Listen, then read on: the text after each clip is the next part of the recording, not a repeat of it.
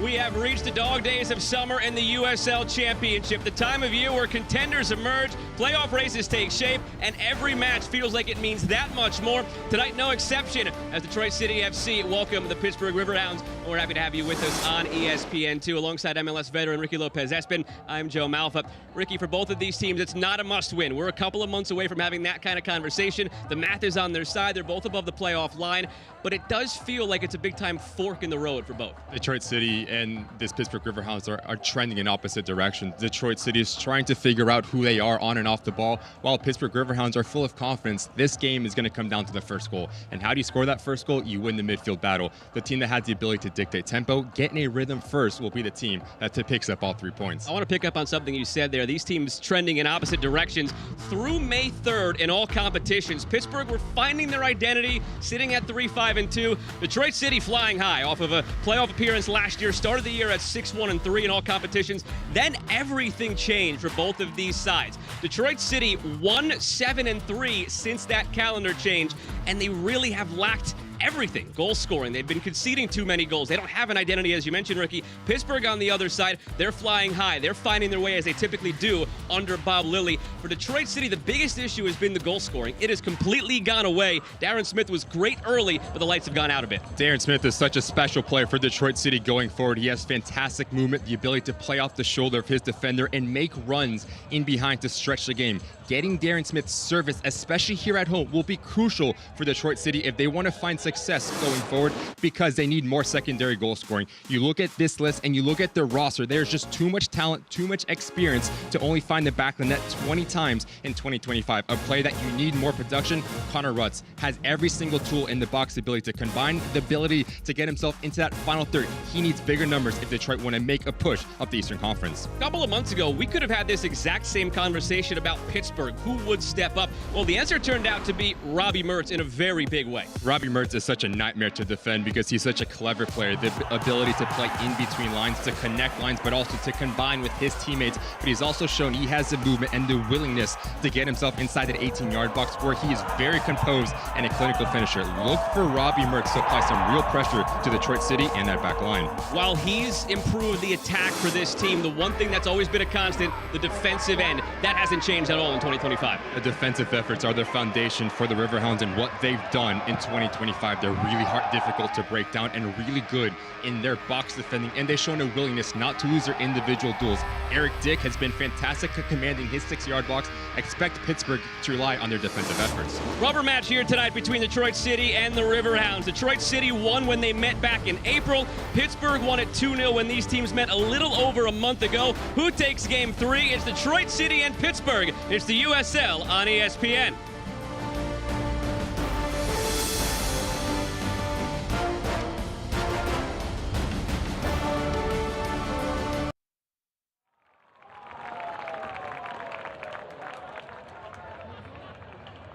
Detroit City Football Club welcomes you to historic Keyworth Stadium for tonight's USL Championship match. Please welcome Pittsburgh Riverhounds SC and your Detroit City Football Club.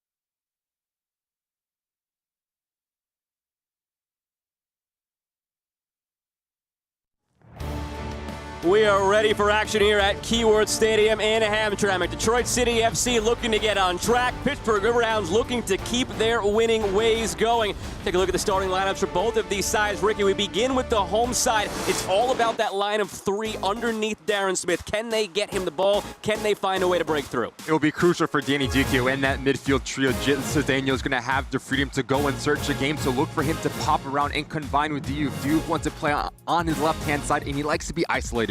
The ability to go 1v1, so look for him to ask some real questions of Pittsburgh Riverhounds and that back line. If those two players get in a rhythm, that allows Darren Smith to be really active and making those runs in around that 18-yard box. But how quickly can they get up the tempo? That is something that Danny Duccio needs early in this match. On the other side for the Pittsburgh Riverhounds, the biggest change they made earlier in the year, going to a back 3, it has helped open up everything going forward. The back 3 gives them the foundation, but it also allows Walty, Sample, and Griffin to have that balance. Griffin's going to be a little bit more deeper and more defensive-minded, just putting out fire. So now Walty and Sample have the ability to fill in the gaps underneath Robbie Mertz, and everything that goes forward is through Robbie Mertz. The ability to play in between lines. If he can get in a rhythm, expect Augie Williams to really run in behind and stretch the game open. That opens up space in central locations.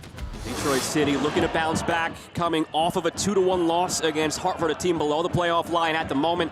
1-5-3 in their last 9 regular season games. For Pittsburgh, coming off a 2-2 draw against Loudoun, one of the teams they're chasing in the Eastern Conference standings, but a stretch of 4-1-1 in their last 6 games. And away we go. Detroit City left to right in the rouge, Pittsburgh right to left in the white and yellow. Happy to have you with us on ESPN2. Alongside Ricky Lopez-Espin, I'm Joe Malfa.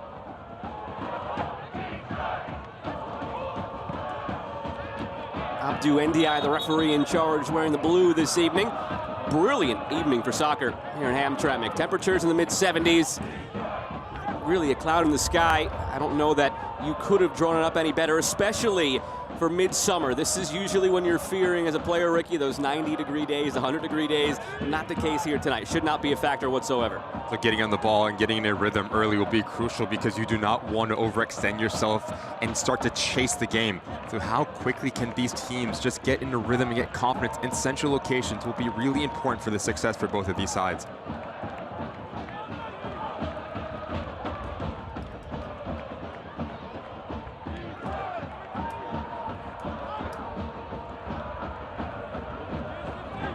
This game, as you mentioned, is going to come down to who gets that first goal.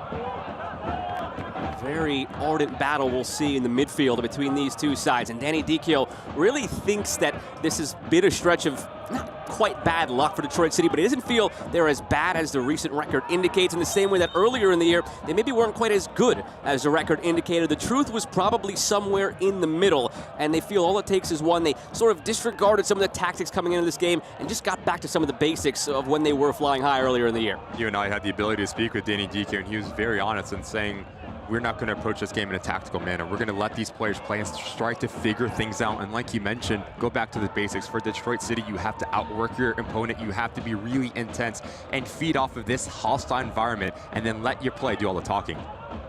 Take it quickly here. They tried to, at least, on the free kick. Jessiel Cedeno had a lot of room, but needed the whistle to restart the play after Abdou Ndiaye came in to have a conversation. Ryan Williams will leave it now for Cedeno. It's a good opportunity to just lump a ball in. It may be better off that they were stopped in their tracks there. The sun is right in the eyes of all those Pittsburgh defenders, all trying to use their hands as a shield. That includes the goalkeeper, Eric Dick. Jessiel Cedeno certainly has the quality to deliver from here. Cedeno, I might have put the jinx on him on that one. Not his best service from Cedeno.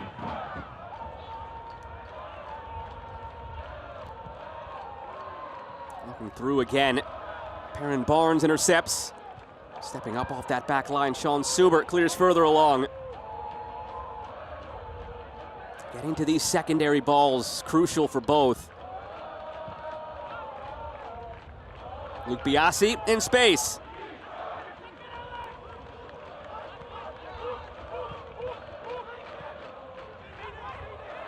And it finds Luke Biasi. Cutting in field, Biasi scanning. Don't typically see Pittsburgh as the aggressors in terms of the possession. Both these teams would probably rather sit back and allow this game to take shape, counter, find their transitional moments when they can, but somebody has to find more time on the ball. 4 minutes in, we've already seen Detroit City elect to press a little bit higher. So decision-making when playing out of the back for Pittsburgh, understanding when to bypass the press, but also when to play in between the lines into Sample and Walty will be your best bet going forward. And set piece is always going to be crucial when you have these two types of teams playing one against one another. Now it comes down to willingness to win your individual duel. Stern talking to for Jay Chapman as he commits that foul. Longtime MLS veteran with Toronto, Inter Miami. Spent last year between Hartford and Charleston. Full season here with Detroit City. Has a goal and 2 assists to his name this year. Jay Chapman sets up Pittsburgh with a free kick in a good position. They've been dangerous on set pieces this year. They get their center backs forward. Some big time targets in the air.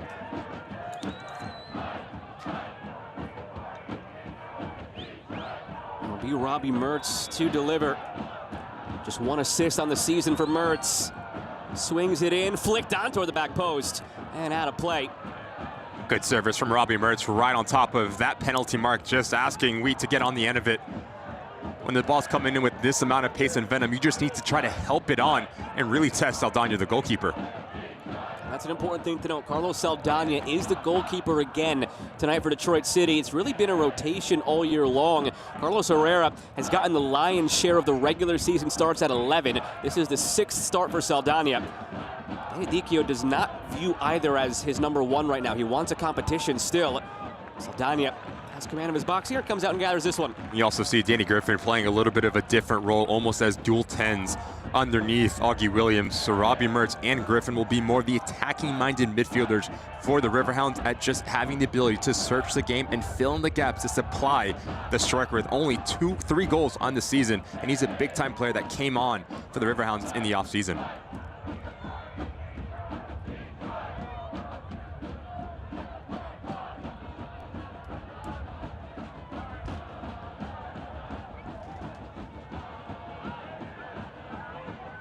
Along by Yamazaki. Montez Diouf cuts underneath. Diouf going for a goal. He has that in his bag. He's a player who's feeling confident right now. He stepped into that starting role after the injury to Ben Morris. He's coming off a goal against Hartford. Just so comfortable in tight spaces, Diouf is. The ability to create his own space is something that you cannot teach, and how quickly he gets this shot off. Really testing Eric Dick and nearly finds that top corner. But he's a player that Danny Dekiel wants to express himself high up the field, because this young man can be a game changer. He said this week in training, Montez Diouf had a couple of touches, had a couple of goals that he scored that left players sort of looking around like he could do that. And Danny Dekiel just sort of nods along. Yeah, that's what he's capable of. Looking that way again for Diouf with Jessiel Cedeno. Pittsburgh has it clear. So the test for Diouf now is doing those little bit of magical moments on a consistent basis. You can see it in training, you can see it in glimpses, but over the course of 90 minutes, how can he continue to stay dangerous when he gets on the ball? Yamazaki whistled for the foul this time. Spent last year, Yamazaki and Detroit City shift into a 3-back system with Carroll at the center of that back line. But as you have the inability to have a player like him in and day out with this quality, but also his leadership, we see Danny Dekiel shift into a 4-back system, which gives this Detroit City side a little bit more of a structure defensively.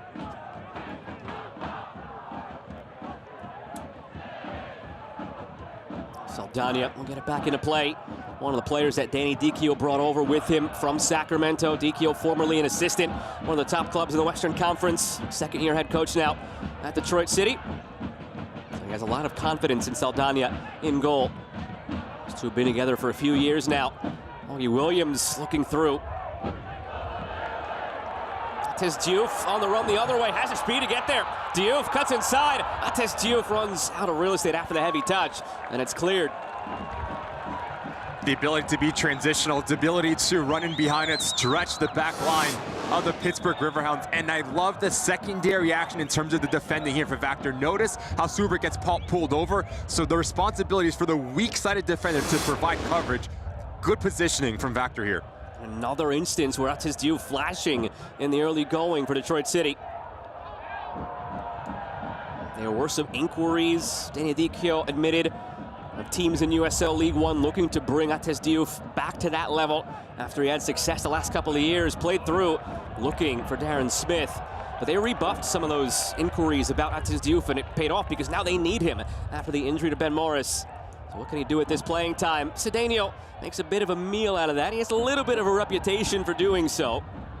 Bottom of your screen, Augie Williams, very vocal with the fourth official, saying that exactly what you mentioned, Joe. Cedeno's known for trying to play the dark arts in the game within the game.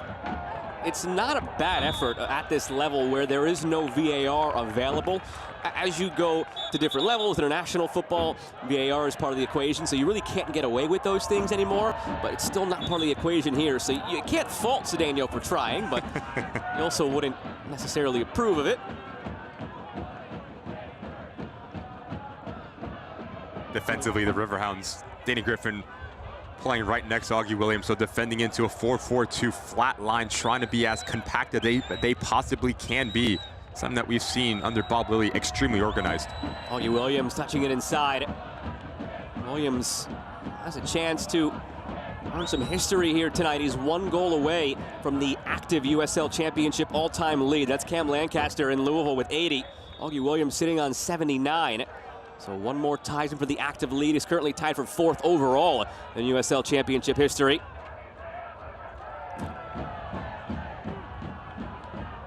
It's been a little quiet this year, though, Augie Williams for Pittsburgh. 3 goals, a couple of those have come recently.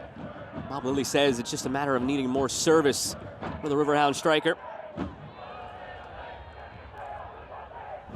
Danny Griffin hounding defensively just beyond Williams' reach. Shane Wheat takes control. And Williams looking long. Smith won't get there, cleared by Edrach.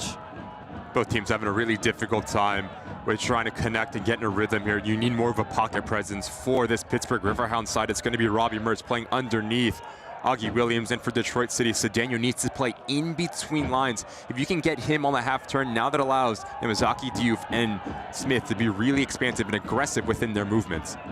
See what the movement looks like tonight for Darren Smith up top, as his goals have really gone away during this difficult spell for Detroit City.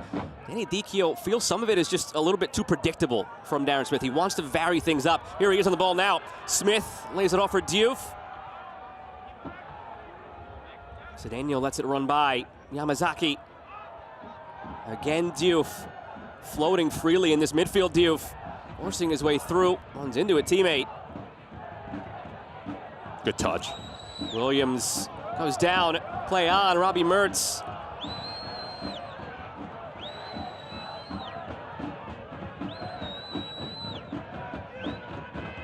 Given away carelessly out of the back by Pittsburgh. Diouf, Smith. Those two starting to build a chemistry, it seems like.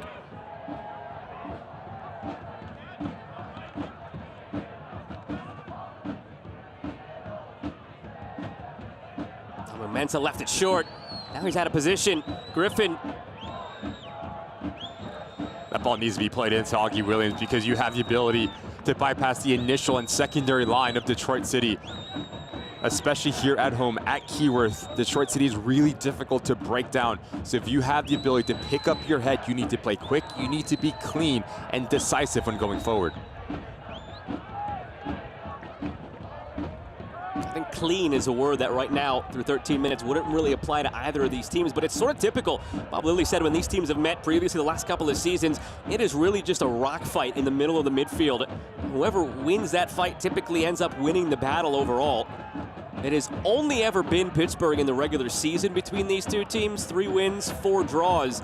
But overall, Detroit City do have 2 wins against Pittsburgh, and maybe the most important one in that conference quarterfinal back in 2023. One of the biggest upsets in USL Championship postseason history. Bob Lilly on the touchline for Pittsburgh. You'll see him pop in and out. He's got his spells where he's a little bit more animated, his spells where he sits back and watches, but you could always count on him to be tinkering in some fashion. Bob Lilly just signaling he wants more circulation through central locations for his side, so Waltzke and Sample need to do a better job at just slowing the game down, putting their foot on the ball, which will give Robbie Mertz the ability to play in between lines, but everything for the Riverhounds comes centrally. That is the engine, that is the strength of how Bob Lilly wants to approach games tactically.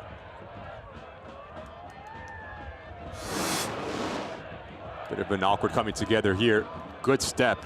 Edrach should come in, see if just nearly catches him, but that is going to be a nice little battle that we have through the back 3 of the Pittsburgh Riverhounds, as Edrach is going to be really aggressive stepping into that middle 3. So now you need coverage provided by Vactor and Suber to drop in.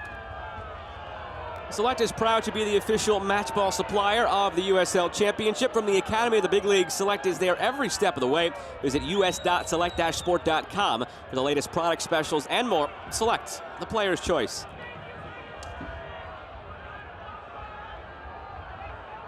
Edrach looks to be all right as he walks off gingerly.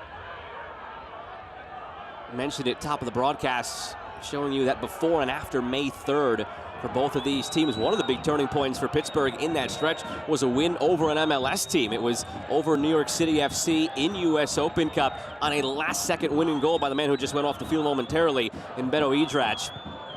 Very dangerous, getting their center backs forward on set pieces, which is where and how that winning goal was scored off of a corner.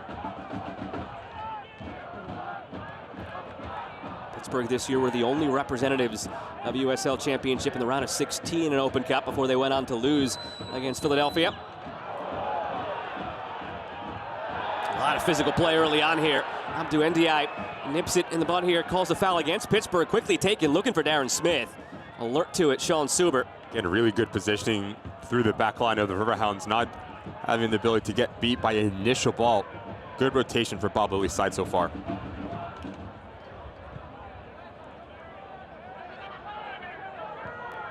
Mensah looking through the midfield, another giveaway. It's where it's broken down for both these teams, playing out of the back, looking through that middle third. Have not found that good link-up play yet. Just really sloppy, specifically for Detroit City. Need more spacing and movement between Jay Chapman and Ryan Williams. Both times, these two players are getting caught in the same area of the field and occupying the same sort of space. Edrach back on the field now, delivering, bounces through to the end line here, fed in front, and it's gathered by Saldana. Just a relationship of Danny Griffin higher up the field has him a little bit more aggressive, and this is doing a good job of just staying with this play and keeping it alive. As he tries to put it to that near post, you need someone slashing across Saldana, because if you do, you pull out a defender number one, but secondary, if you do get on the end of it, it's an easy tap-in.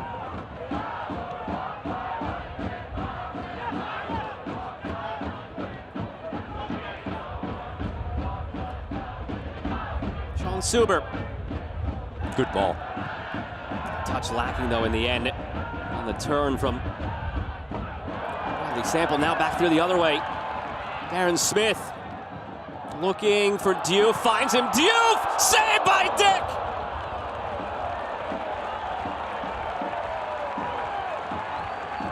Transitional, direct, and vertical from Detroit City. Great pick out from Daniel, understanding the high line of the Riverhounds is there, so what does that allow? The space in behind. And this is a perfect ball from Darren Smith, and I love the technical ability here from Diouf. Head down, keeping his shoulder squared. You put it on target, you give yourself a chance, but that is some save from Eric Dick to make himself big and to deny Detroit an opening goal. Atez Diouf. I was hoping that we weren't overselling Atez Diouf and what he's capable of doing in the early portion of this game. Thankfully, he's been backing up that talk from us. Only his third start of the regular season, but runs into the reigning goalkeeper of the year in USL Championship. Now the other way for Pittsburgh. Clipped in. They don't really have a big aerial presence from the run of play. They have it when they get those center backs forward on set pieces. That's not typically how they're going to break teams down. Biasi, well defended by Yamazaki. Did he keep it in play? It looks like he did, but it curled out of play as he sent it up the field. As the Riverhounds are starting to maybe get in a rhythm a little bit more higher up the field, you need players to be a little bit more connected. That's exactly why you need Danny Griffin and Robbie Norris underneath Augie Williams. If he pulls out, you need a presence to stay centrally and to occupy the center backs of Detroit. Even away off the throw-in by Pittsburgh. Detroit City want to go. Darren Smith ranging out ahead with Atez Diouf. Diouf feeds it through. Flag comes up. Narrow margin, nearly timed it out to perfection, but just offside. Tactically, Detroit City wants to turn their defense into offense as quickly as they possibly can with the movements of Darren Smith and Diouf. Good touch here, but even better step at the last second from Vactor to catch out Darren Smith. Been a good start at the understanding between the two attacking players for Detroit, Darren Smith and Atez Diouf. It's part of that larger conversation about Darren Smith's goals going away. Only has one since they hit that May 3rd date again, that before and after, so stark for Detroit City. Only has one since then. Everything else came before then. Some of it is Ben Morris missing with that torn ACL ever since the end of June. And if Diouf can become that new partner, we might see Darren Smith reignited once again, the 29-year-old South African striker in his first year in USL Championship. Augie Williams chasing, ushered out for the goal kick. Diouf is quickly becoming a complete attacking player at USL Championship. Through the first 20 minutes here, we've seen him create his own shot, create his own space, but we've also seen the ability to arrive into the 18-yard box within his movement, but also to bring in players. If you can find that on a more consistent basis, now you have a real game changer going forward for Danny Dicchio. Still feels like their roster's a little bit light, and that's why, again, they expect to be active, trying to bring somebody in here this summer. For the time being, Diouf shining. Now it's Griffin the other way. Griffin delivering, nobody making that back post run. Late arriving help, fed back across. Williams was waiting. Kept alive by Sample. Suber flicks it along, Biasi's there. On the turn, Griffin let it run by. And a dangerous looking challenge from behind by Robbie Mertz. That's going to lead to a talking to here from Abdou Ndiaye, just settling things down. Just needs to be a little bit cleaner here from Danny Griffin because he finds himself in a nice little pocket of space. But if you can get on that half turn now you have two real options. And this is Robbie Mertz just trying to recover for his teammate. Good pick out from Michael Bryant to step in and be aggressive. But again, really sloppy for Robbie Mertz and Danny Griffin once they do get into that final third. eFootball is here. Live your dream, rep your team, and play as your favorite USL Championship club. eFootball free to play. Download now.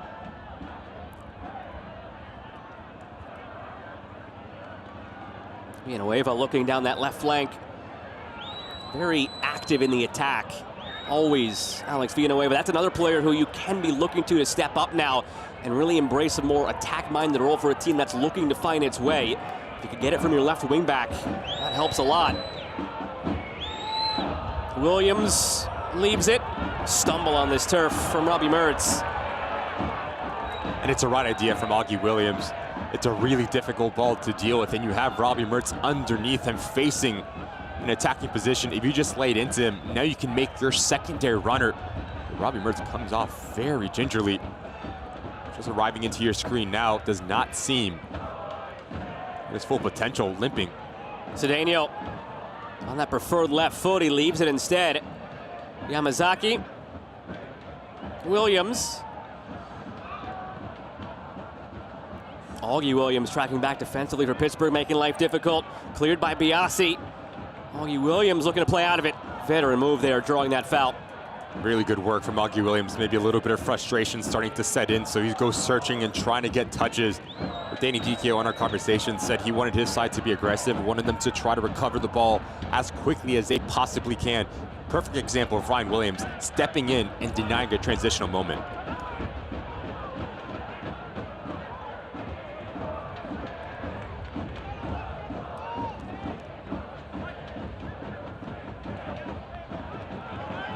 Halfway through this first half, the lone shot on target belongs to Detroit City, forced a big save from Eric Dick.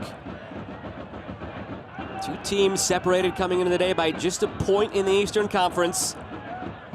Detroit City, early in the season when they were flying high, got as high as third in the table, behind Charleston, behind Louisville, who are the two pace setters in the Eastern Conference. Detroit City now sitting on 20 points, pulled back into 7th, still above that playoff line. And Pittsburgh 6-6-3, 21 points just ahead of Detroit City. So a big 6-point swing for these two playoff hopefuls tonight. So we're into the second half of this season. Aggressive step from Devin Amumensa, your center back right around that halfway line.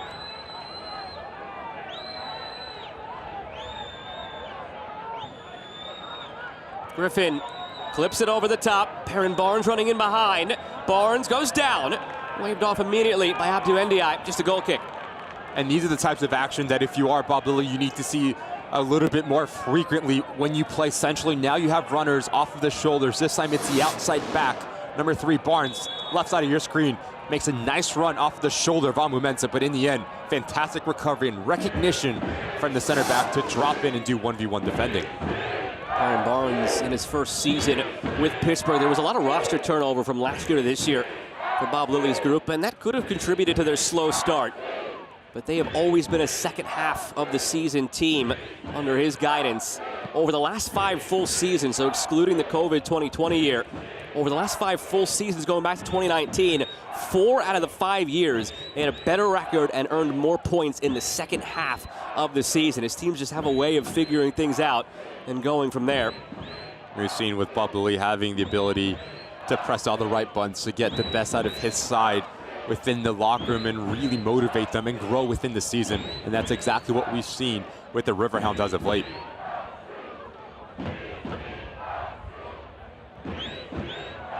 Aaron Smith giving it some chase, headed back calmly to Eric Dick.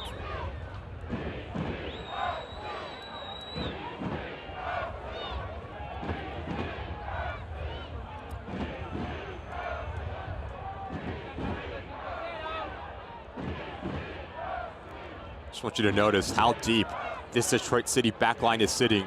The 2 center backs are inside their defensive 18-yard box. They are doing this, trying to pull out the Riverhounds, so that allows space to play a little bit more aggressively into your front line. Exactly why we've seen 2 transitional moments between Diouf and Darren Smith going forward. Probably won't be the last 2 transitional moments we see either. There's Diouf.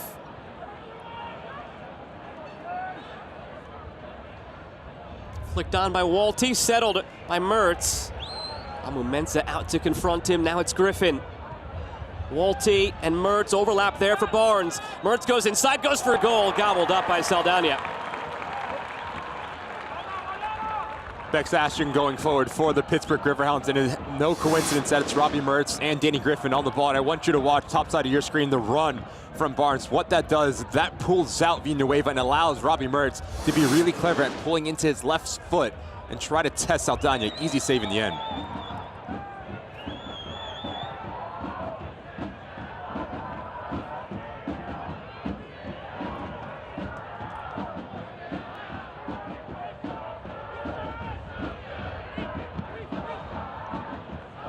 Up into the sun by Yamazaki, drifting into the shadow. Barnes, Mertz.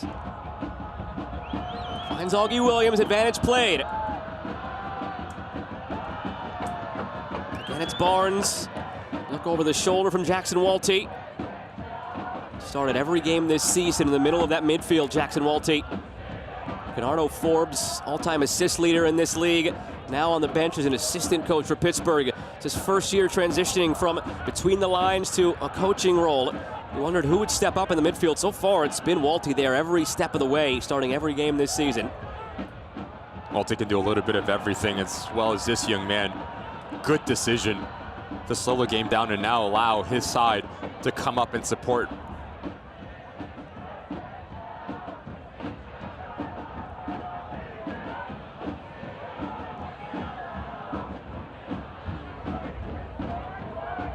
Momenta orchestrating. So difficult to find any seams through this Pittsburgh defense, though. Always so organized. And a handball goes against the Riverhounds.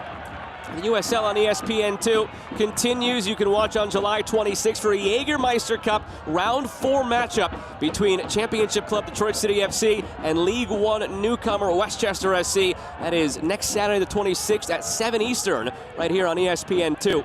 You mentioned the Riverhounds being really organized in their 4-4-2 defensive set, so that is when the movement specifically of Ryan Williams and Jay Chapman needs to be more decisive.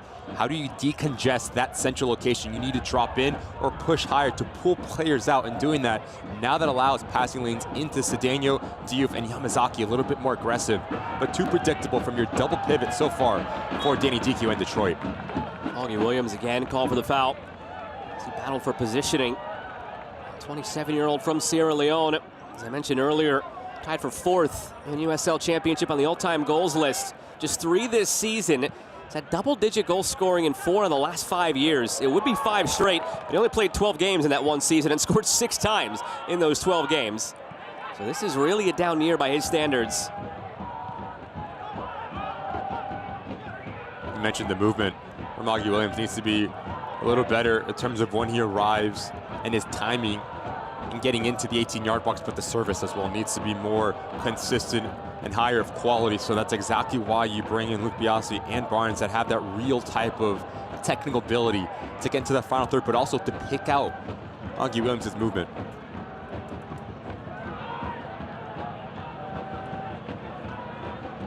Good ball. Black stays down. Griffin pirouettes, goes for a goal, and really good sacrificial play by Amumenta, lunging in, blocking that shot. He has long been a fan favorite here. Amumenta going back to the 2022 season, Detroit City's inaugural season in USL Championship. History that goes back to prior leagues before 2022. But these fans have a special place in their heart for the guys who have been there since day one.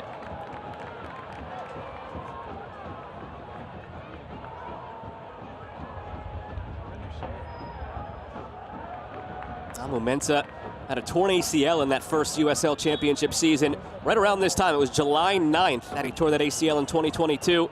Fans were so excited when he returned to the field in 2023. And that's really where things changed for Detroit City in 2023, a season that ultimately saw them go on to upset this Pittsburgh team in one of the biggest upsets in this league's history. Pittsburgh Players' Shield winners led the league with 67 points. Detroit City on 41 points snuck in. They had the fewest points of any of the 16 teams in the field in either conference. They go on the road, they win it 1-0. You talk about a Detroit City side, you're talking about a team that is going to be full of confidence, that has that culture and that belief that every single time that they walk across that white line, they can compete. They can compete with the best teams in all of the USL Championship, but we've seen that kind of wavered over the last couple weeks here underneath Danny Dicchio, and he just wants, like we continue to mention, them to go back to the basics, to do the simple things at a very high level. The ball needs to move quick, you need to be decisive, but also the work rate and the personality needs to be higher for Detroit. Part of the basics is just simply not leaking goals. We have another free kick on the way here for Pittsburgh. In that opening stretch of games, the first 10 through May 3rd when they were opportunity for Mertz again on the free kick.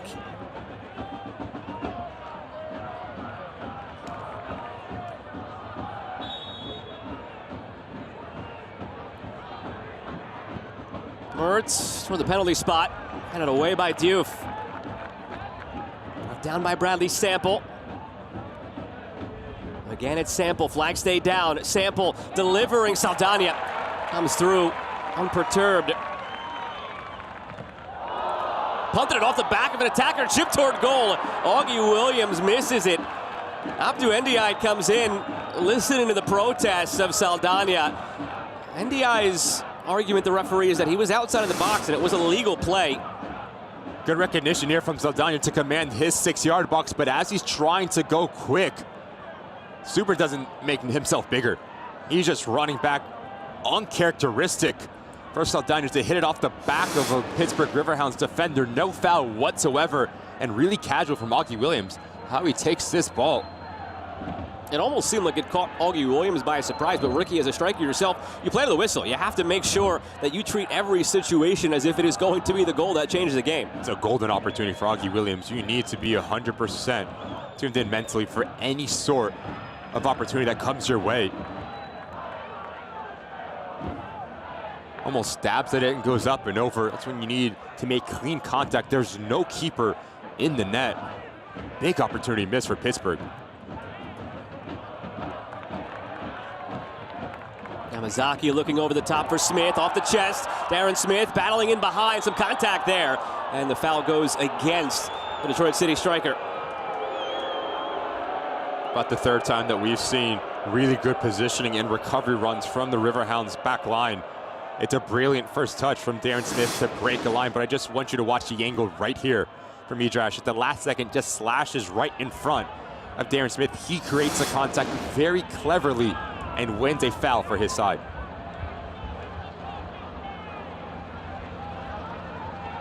Two-year deal signed ahead of the season for Darren Smith. 59 goals in his 133 appearances in Europe before landing in Detroit this year. That was about 4 seasons in Finland, playing at a good level in Finland's top tier with FC Inter.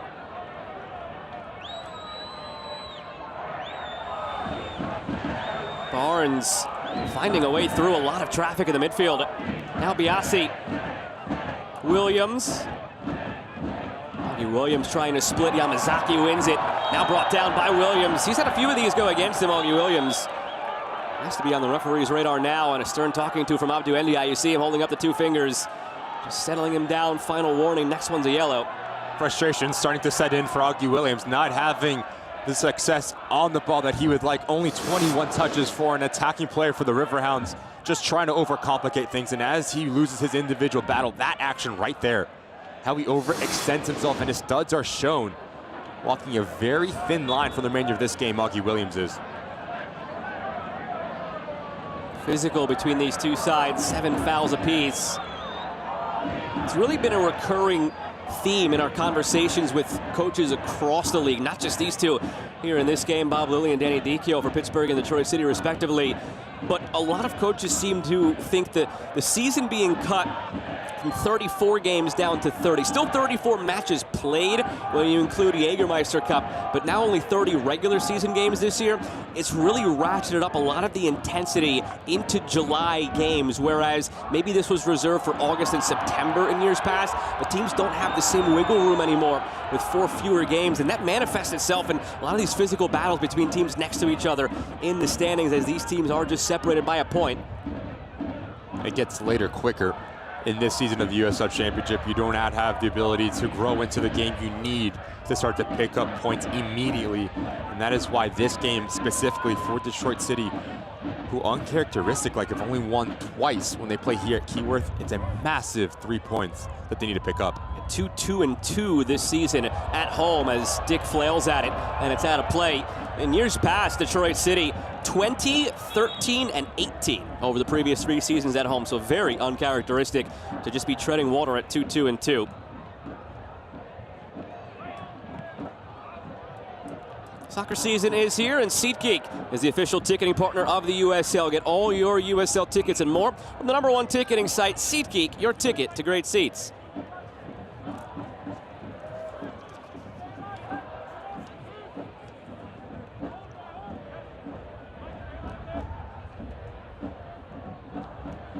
Long throw from Yamazaki. Cedeno centering. Pittsburgh pinned in for the moment. And Detroit City makes something of it. 2 shots, 1 on target for Detroit City. 4 shots, 1 on target for Pittsburgh at this juncture. Cedeno. Good defending.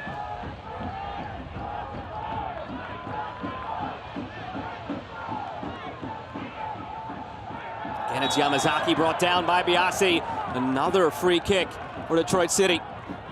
This foul results because there's just no movement ahead of the ball for Detroit City. So it is a bit of a hospital ball from Michael Bryant here to Yamazaki. With Biasi, no need to go into this challenge this aggressively. Yamazaki's facing away from his goal. Just move your feet and your job is done. Become overzealous. Now you allow Detroit the ability just to put this thing into the mixer and cause some chaos.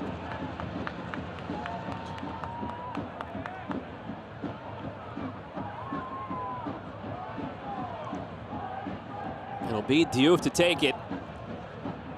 Again, Dick looking right into the sun. A difficult ball to track here as Diouf plays it. Diouf unable to get it past that first man. Now Williams ranging out. Has a man out in front, looking long for his intended target in Robbie Mertz, but it drifts all the way to the goalkeeper. The right idea from Augie Williams. Robbie Mertz recognizes the space in front of him. Just overhits it.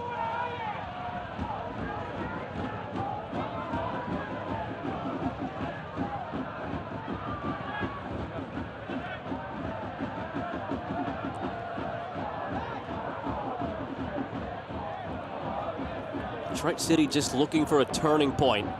Pittsburgh found one of their own earlier in the season. Bob Lilly said it was a 0-0 draw against Lou City, top team in the Eastern Conference on a points per game basis in that battle with Charleston for the top spot in the Players' Shield at the moment.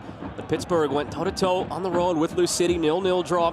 They came out of that one feeling just a lot better about themselves, and the results started to flow. This could be that game for Detroit City against a very hot Pittsburgh team. Have them at your place. You have a really ripe opportunity here to get things back on track. Haven't taken that chance yet. The one golden opportunity. Brilliant strike on a volley from Matez Diouf earlier in this first half. Highlight reel save for Eric Dick. It's been quieter at this end. Smith. Cedeno looking through for Diouf, lost his footing. Tried to spin around and find it. Just could not keep his balance, taken quickly. Cedeno. Yamazaki first to the loose ball.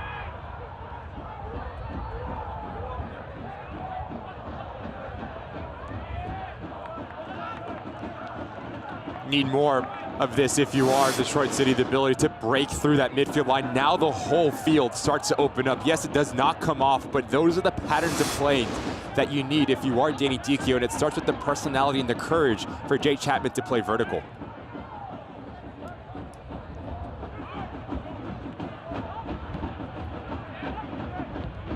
All the way back for Saldana. And as this game goes along, it's given away by Saldana. Dangerous bit of goalkeeping. Now Griffin. Fronted well defensively. Combo of Chapman and Bryant. Forced back to Biasi. And the immediate threat gone off of Saldana's giveaway. And now the entire threat gone. Free kick coming the other way for Detroit City. It starts with the indecision of Danny Griffin does a really good job at picking out this pass, but as he takes that second, that third touch, it just gives Detroit City the ability to drop in and get into their defensive set. Fantastic individual work from Ates Diouf to do the dirty side of the ball as well. Just starting to say before that giveaway from Saldana, as we go into the second half, should it still be 0-0 a few minutes from now, don't expect Pittsburgh to play for a draw on the road. That might be the conventional wisdom, but Bob Lilly, in talking about this certain segment of the season, he feels that ties really don't do you any good. The way everything is tight in the middle of the Eastern Conference, you're hunting for 3 points every time, at least until the picture becomes a bit clearer. Especially with the talent that Bob Lilly has at his disposal. Within his lineup, you're looking at a player like Bertin Jackason as well. You know, Etu can come on and provide a real impact in that final third to try to open up the goal scoring.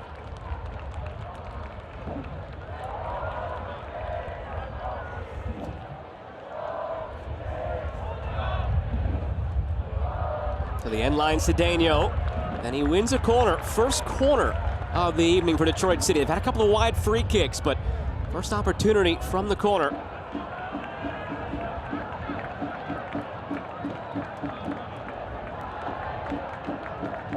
Defenders and fans alike still shielding their eyes from the sun streaming down at this goal. Villanueva in the shade as he delivers with that left foot, the in-swinger. Villanueva toward that back post. Dick fumbled it for a moment, but corrals it again.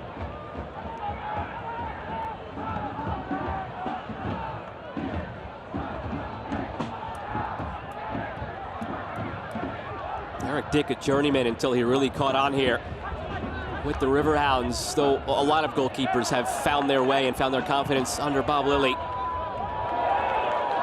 Here's Cedeno. Smith peeling toward goal. Cedeno feeding it that way. Dick lost it for a moment in the sun and found it right in time. That is such a danger right now, and Detroit City won't have to deal with it. Once we come back out for the second half, the shadows will probably engulf that goal. Actually a miss hit from Cedeno, trying to wrap his right foot around it and play it into the path of Darren Smith, who makes a really good run off the shoulder of Suber.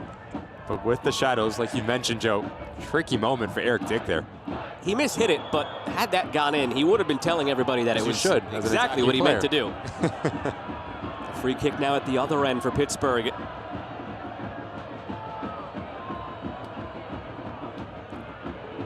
Just so smart Danny Griffin is. Initially gets the right body position and just falls into Devin Amumenta. Their center back, no need to try to win this ball. Just stand up your individual marker and make him play negatively. Good opportunity here for the Riverhounds. Desired location is right between that 6-yard box and penalty mark in front of Saldana.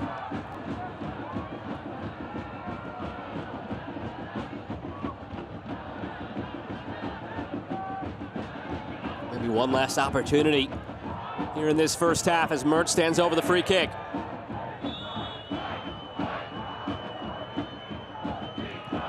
Mertz, better service this time to the back post. Still loose, the volley from Midrach ends up wide. Looked like a service, ends up harmless for Detroit City in the end. Initially does a really good job at bypassing the initial line and creating his option, but gets caught in two minds. Midrach is going to go himself, or is he going to pull it back for a teammate?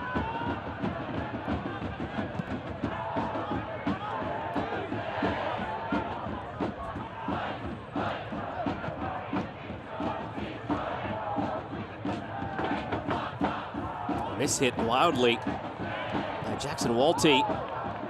Off the back of a defender here as Suber comes through. Put it off of Vactor's back. Ends up as a throw for Pittsburgh. Be 1 minute of stoppage time here at the end of this first half. 1 minute of stoppage in the first half.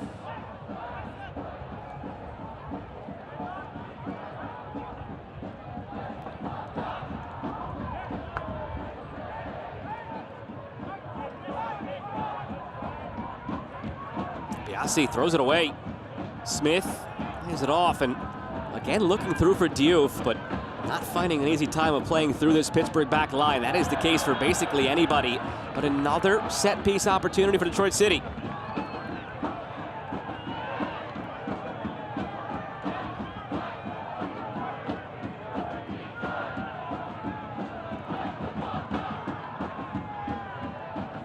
lot of physical play, a lot of sloppy play.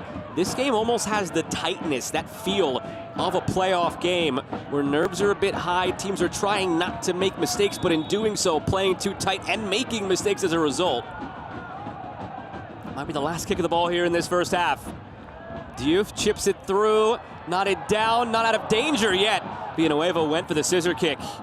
Out. Goal kick, no need. Whistle goes 0-0 through 45. You're Danny Dica and Bob Lilly again, that midfield battle. You need to have the ability to win it and just impose your identity to get in a rhythm. This game is just asking for someone to produce a little bit of individual brilliance in that final third, whether it is a combination play, whether it is a shot from distance.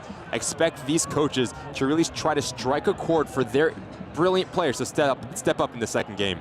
Nothing to show for the first 45.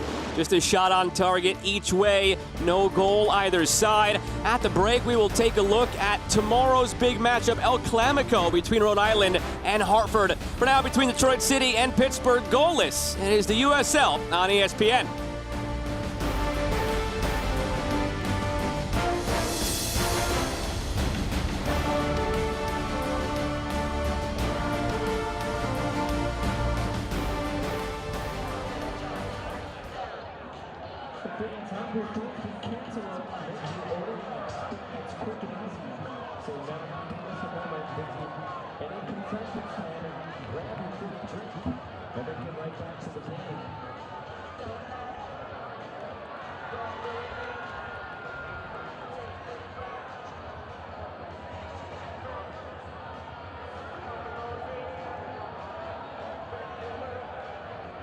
Detroit football, welcome our Special Olympics unified soccer teams to the field for tonight's primetime match. Special Olympics unified sports brings together students with and without intellectual disabilities and teams together, fostering friendship and understanding for all involved. Let's give all of our participants a DCFC welcome, and remember to choose to include.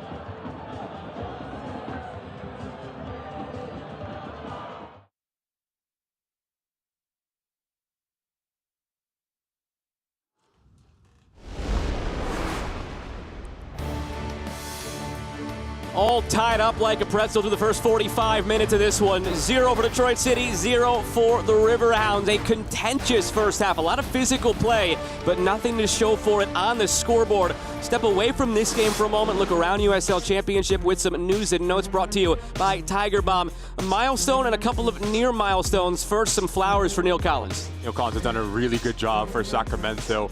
at trying to get them to play together, and he wins his 100th game in the USL Championship. And you talk about experience and you talk about success, you have to look at Enzo Martinez and Aiden Quinn.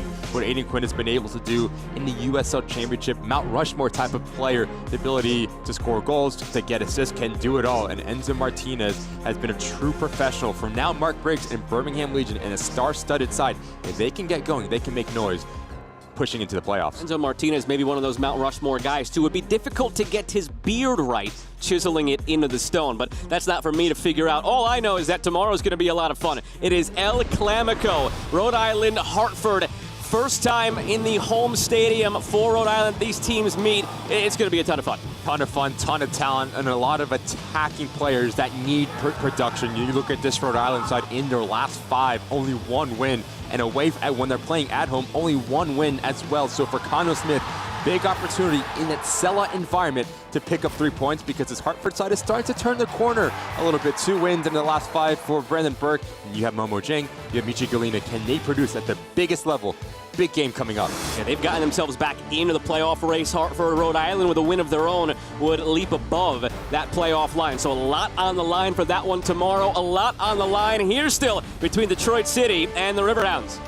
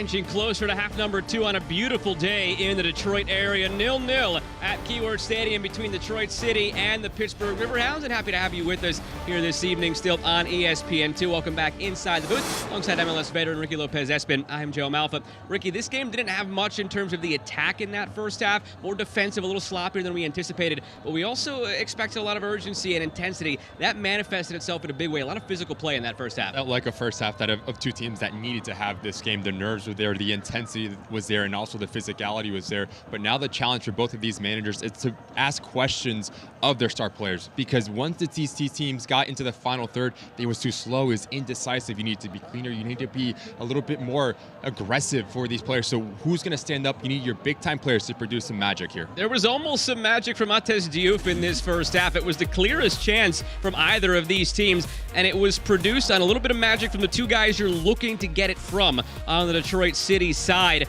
But a lot of it came through the midfield build. Diouf on the ball in a lot of different places. Did a really good job at creating his own space and also creating his own shot. That tells you about the technical ability for Diouf. He tries to find that top corner, just pulls it a little bit wide, and then we start to see the Pittsburgh Riverhounds starting to find some success, and they would play forward into Danny Griffin, into Robbie Mertz, and doing a good job at just keeping the play alive. But it was really tactically for Detroit City. Once they drew in the Riverhounds back line, they wanted to play direct, they wanted to play quick, and I love left side of your screen, Diouf, how wide he stays. He stays off the shoulder of Super. He never sees him, and this ball's perfect from Darren Smith, forcing a really good save from Eric Dick. It was the best chance from either side in that first half. There was another one later on for Pittsburgh where you wondered what they were doing. It comes here, Saldana. He clears it off of Vactor. It's a legal play because he wasn't intending to block it. And then Augie Williams had no defender around him, could have taken a touch, could have gone to have a cup of coffee and a wide open net, but chipped it over the goal. Just unclear what he was thinking in that moment. One shot on target apiece to the first 45. Just too casual there from Augie Williams, but it is a microcosm of what we saw in that first half. You need more production and more ability to play in between lines at a higher tempo, because once these teams did get on the ball, it was too slow, allowing the opposition to get into a defensive set. Interesting to see if both of these head coaches dip into their bench sooner rather than later. These two teams, again, as you mentioned it before, Ricky, one of those gotta-have-it games to keep their season on the tracks. We had a lot of fun away from the field, a lot of fun on the field, and we have a second half on the way here at Keyword.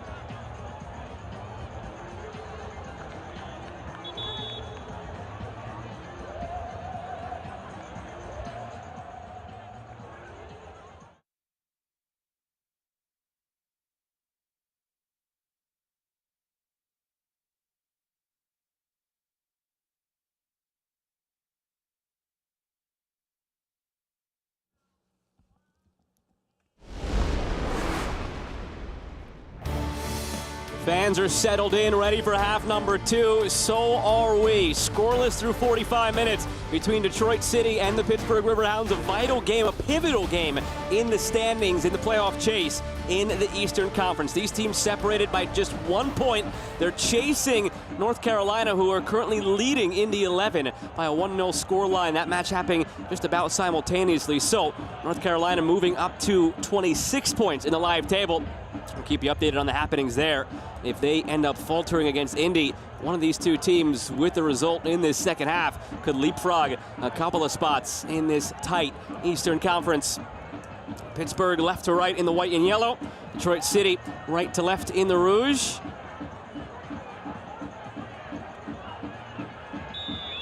And away we go in half number 2. Third and final meeting until possibly playoff time this year in 2025 between Detroit City and the Pittsburgh Riverhounds. Pittsburgh won back in early June. Detroit City won back in April. Rubber match here at Keyword Stadium, and with Ricky Lopez-Espin, I'm Joe Malfa. Happy to have you with us. Second half underway on ESPN2.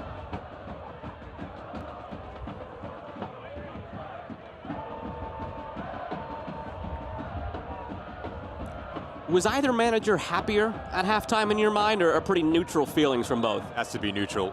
Danny Dichio and Bob Lilly coming into this second half. Again, it has to start with the attacking unit and just needing more production or just more of a willingness to make things happen, because there was maybe one good opportunity, and it's a really difficult shot from DU, forcing a nice save of Eric Dick. But besides that, nothing going forward. For Detroit City, you need more out of Ryan Williams and Jay Chapman, your double pivot, just to get on the ball a little bit more, because that's exactly what Danny Dichio wants from his side, especially playing at home in front of the thousands in attendance.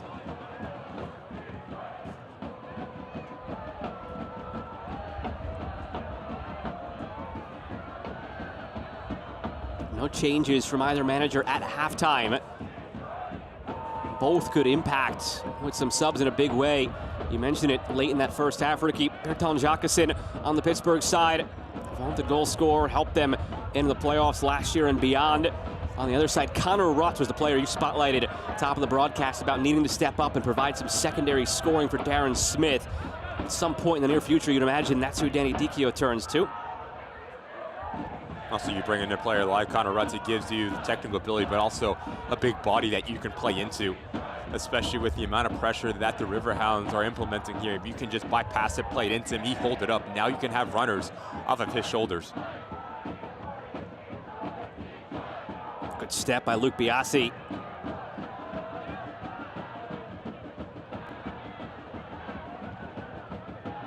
Biasi again there defensively. Held up in the midfield. Williams. Amu-Mensah. Not afraid to step up off that back line, Devin Amu-Mensah. Out wide for Ates Diouf. Was coming off the left side that he scored last game against Hartford. 2-1 loss at home here for Detroit City. Villanueva delivering. Better from Detroit City, and it starts with Ryan Williams being a little bit more aggressive from his center midfielder role. As Jay Chapman drops in, now he has the freedom to step higher, and that gives Diouf the ability to isolate himself on this wide part of the field where he wants to be and go 1v1.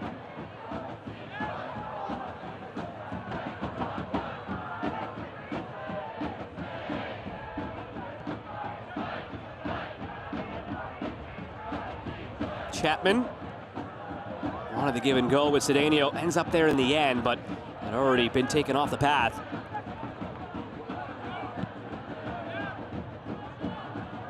Feels at times for Pittsburgh with how deep Augie Williams is dropping in. They don't really have anybody else to play through up top. That's where Bertrand Jacquesson might come into play in this second half. Also when the discipline comes into play for Augie Williams in between the ears. Because as a striker, when you're not being as influential as you would like, you go searching. You want to drop in, you want to get touches, you want to try to find the game, but it's actually the opposite of what you need to do. You're being paid to score goals, and the way that you're going to score goals is getting yourself in around that 18-yard box and staying as high as you can, trying to get in the end of service.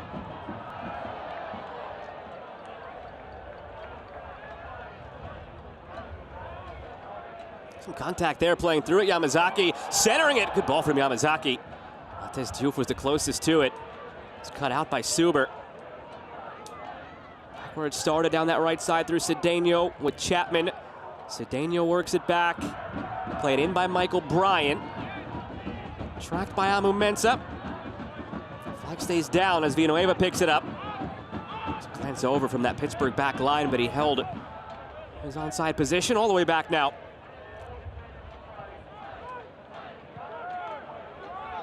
Villanueva. Chased down by Walty, still Villanueva looking end line. Villanueva wins a corner. Starting to get in a little bit of a rhythm here, Detroit City, and it starts with being patient on the ball. What that gives the players higher up the field just to find the spaces where they want to operate in. This time it's Amu Mensah providing the width, and Villanueva doing a good job at just being vertical and causing some issues.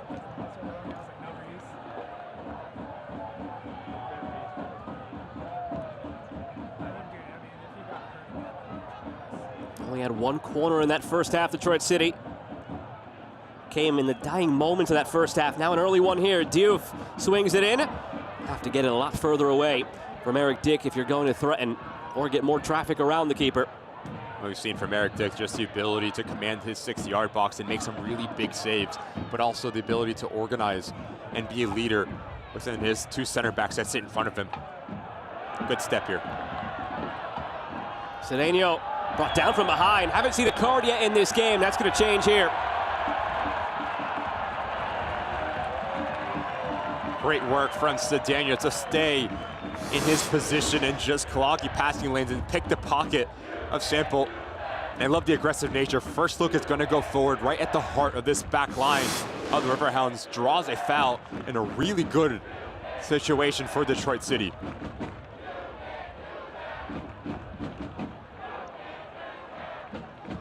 Bradley Sample, first player in the book. From this position, do you test the reigning goalkeeper of the year, or do you play it a little safer with a service? That's the ongoing conversation right now between Alex Villanueva, Artez Diouf. It's right on the outskirts of that shooting range. It is a Pittsburgh back line that's very good in the air. Find out. Artez Diouf does go for goal. It was really a gray area there. You didn't really have a good decision either way. In the end, nothing for Detroit City. Really difficult to beat a goalkeeper like Eric Dick from that distance. You need to generate enough power, enough bend to really test him. Artez Diouf just leans back when he does approach the ball, and it goes up and over the crossbar. Still a promising first few minutes of the second half, though, for Detroit City. On the prowl again. Cedeno lays it off. Chapman, Amu Mensah.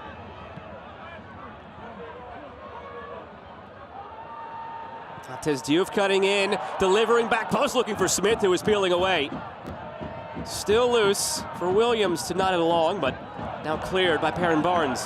Becoming more influential as the second half starts to progress. Artez Diouf, the ability to go left foot, right foot, and have his defender at his mercy, but also the quality to put in a really dangerous ball.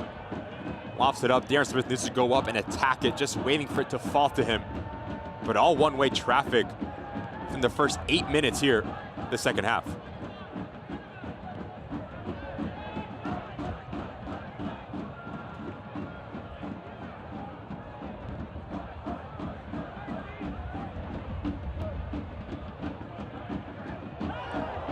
Coming together there. Collision between teammates. Perrin Barnes and Robbie Mertz. Some concern here from the referee trainer. A beeline for Robbie Mertz.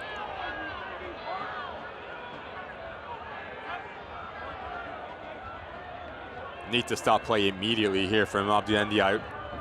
When there is a possible of a head injury, top priority is the health for all these players. That is a tough challenge from Barnes. Tries to make contact with the ball. And Momentum moves out of the way and just catches Robbie Mertz. Good to see him making eye contact with the trainer. He's okay to continue on. Such a special player for the Riverhounds in the attacking phase of play.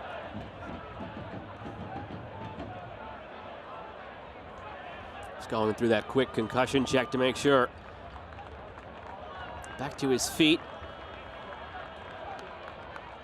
3 goals and 1 assist ever since that last meeting with Detroit back on June 7th. In the last 5 games, that's when Robbie Mertz has come to life. We saw there his stats on the season with 4 goals and 1 assist. 3 of those goals and the assist have all come in the last 5 games.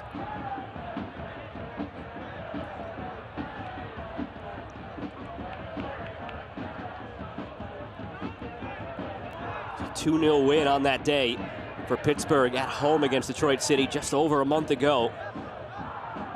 It was really the indicator that things were turning around for Pittsburgh, especially in the attacking end. Before that game, 10 regular season games, 1 instance of a multi-goal game. Since then, 3 times in 5 games they've had multi-goal games. That was the complete turnaround for the attacking end. Now it's Diouf delivering, and the flag came up. Seen a nice little relationship start to form between Diouf and Villanueva. As Diouf pulls wide now, Villanueva needs to come central. You always want to play on different planes when you are playing with the player directly in front of you. It's a nightmare to defend. Good run, just a tad bit off in terms of the timing from Diouf to pull out and receive the ball. 10 minutes into the second half and a lot more of the same. Although possession is slanted more in the direction of Detroit City now.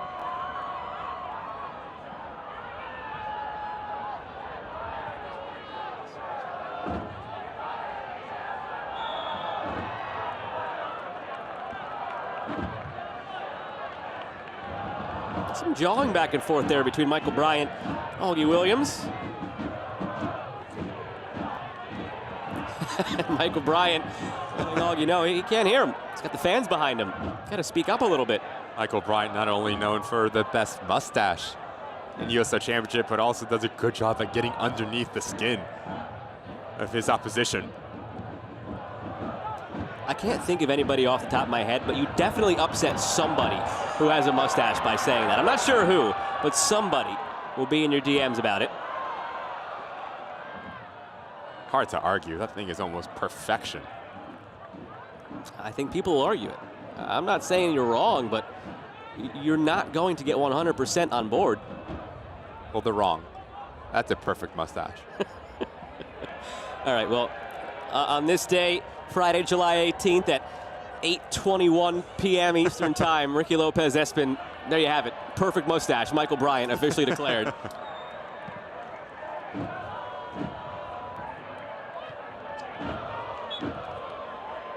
If you can't watch the match, turn on Sirius XM FC 157, North America's only 24/7 source for engaging soccer talk. That includes USL All Access on Tuesday nights, plus live matches from the USL, MLS Premier League, and more, all on Sirius XM FC 157 and the Sirius XM app.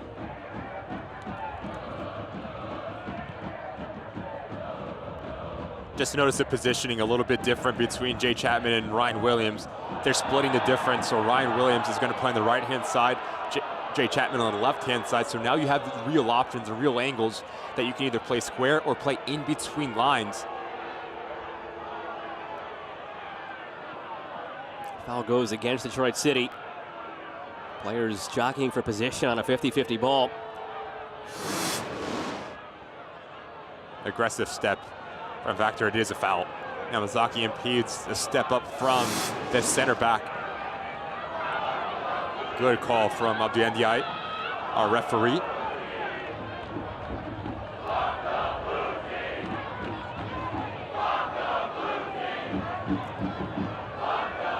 Elsewhere, Indy have tied it up against North Carolina. So it shakes things up potentially in the live standings if one of these two teams were to find a goal of their own. As it stands, North Carolina sitting on 24 points, Pittsburgh on 22. Goal for Pittsburgh will bring them level. 4th place with North Carolina on 24 points each. That's how tight things are right now in this Eastern Conference. In the live table, from 4th place North Carolina down to 9th place Miami. Just 6 points of separation. And in this year with 4 fewer regular season games as compared to last year, the stage is being set for quite a run through August, through September, into October. in these very tight playoff chases. That's why Bob Lilly coming into this game isn't necessarily thrilled or looking for a tie on the road. Often you hear coaches and teams say, win your home games, tie your road games, you'll probably be in a good position. But now just sort of reading the room, looking around the standings, every game you need 3, especially when it's a game like this against a team that's right up against you in the standings. An opportunity now as we tick toward the hour mark on a free kick. Robbie Mertz stands over it once again. Mertz goes short. Fed back his way. Mertz cutting in, delivering, flicked on. Ends up straight in the air, bouncing, laid off. Opportunity for Walty perhaps to get a hit. Doesn't catch it cleanly, neither does Bryant. Carelessly conceded for a corner. Elect to go short for Robbie Mertz, just trying to change the angle and try to catch Detroit City sleeping at the back post. But I just want you to watch left side of your screen. Sample, he's waiting for this ball to be laid into him. But it's just too hard for me, Josh. He hits it at him, just laid into him so he can just run on and hit it first time, unable to get his feet set up. What a dangerous corner kick here for Pittsburgh Riverhounds. Mertz moving a little bit of the furniture there down in the corner to get himself some more space.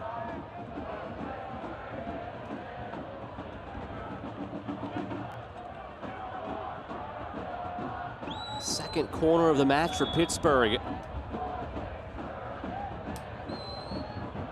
Mertz in swinger, punched away by Saldana. Almost given away by Perrin Barnes. Took it right back off the foot. Jesse Cedeno thought he was home free. Clipped in again. Williams let it go. This back 3 of Detroit City doing a really good job at just continuing to put a body on Augie Williams and not giving him any sort of real estate to drop in. Whether it is Amu Mensah, Michael Bryant, Shane Wheat, staying like for like with the aggressive striker for the Riverhounds. Bent ahead for Ates Diouf. It was given as a foul against Augie Williams. That was why he let it go. It seemed odd in that position.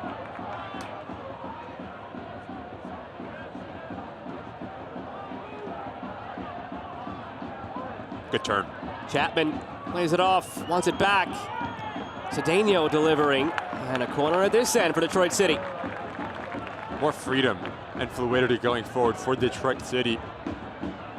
There it is, Jay Chapman playing underneath Cedeno. Villanueva's done a good job at just continuing to create an overload, whether in central locations or also providing the width on this left-hand side.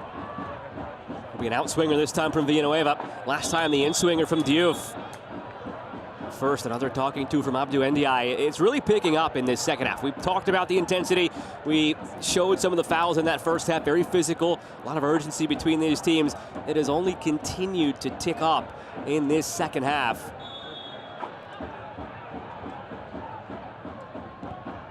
Villanueva, good service, not it down by Diouf. Ball still loose at the edge of the 6. Pittsburgh trying to work it clear, they do.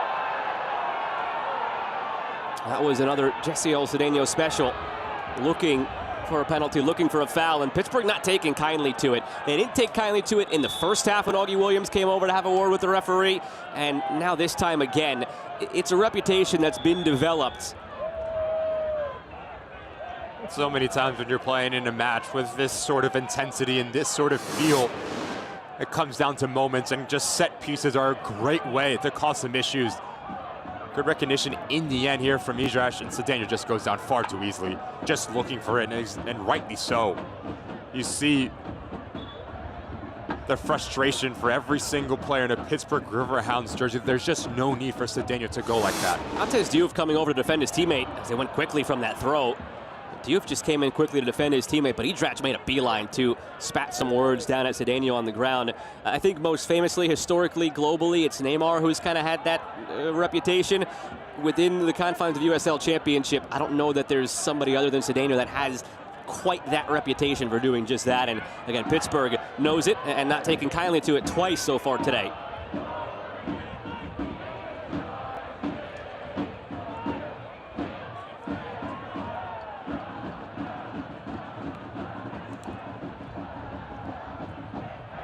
To Saldana, pressure coming from Pittsburgh, and just a mistake by Shane Wheat letting it go. Pittsburgh, meanwhile, preparing 2 changes. The next opportunity they get, Charles All, Bertrand Jacquesson will be coming in. Told it'll be for Bradley Sample and Augie Williams, respectively.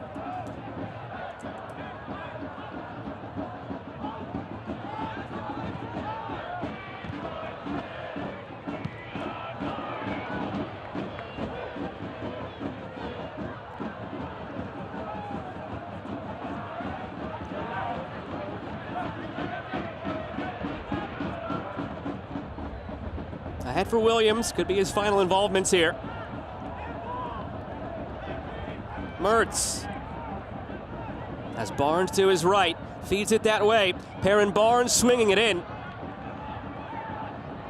Bouncing around Amu Mensah acrobatically, gets a toe to it. Barnes feeds it through, Edrach centering, Amu Mensah blocks, Edrach there again. Beto Edrach tries to switch it. Caught his teammate Luke Biasi flat-footed. Did all the hard work there. Edrach doing a good job at connecting in that wall pass, but once you do elude that initial line of pressure, you need to find a white jersey inside the attacking 18-yard box. But these are going to be really interesting subs for Bob Lilly, specifically Bertrand Jacquesson, a different type of profile versus an Augie Williams, more of a slasher, likes to combine, but also really clever in the movements that he can drop in and really test the shape of Detroit City. So attacking-minded sub for Bob Lilly. Pair of changes coming for Detroit City as well. So Danny Dicchio countering with a couple of his own.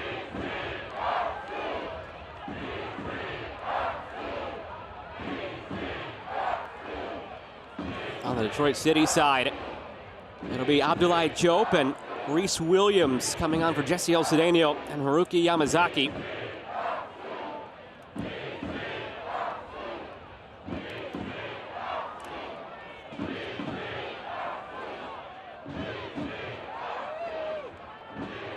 What do you make of these 2 changes on the Detroit side? Reese Williams is going to give you verticality. He's going to give you work rate and provide width on the right-hand side.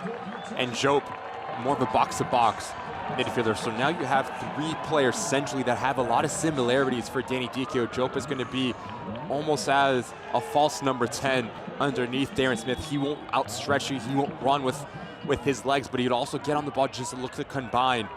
And this is a bit of man managing for Danny Dicchio, understanding the frustration of Cedeno and how aggressive the Riverhounds might play him when he went down far too easily 2 times. It's a good recognition of the situation from the head coach of Detroit.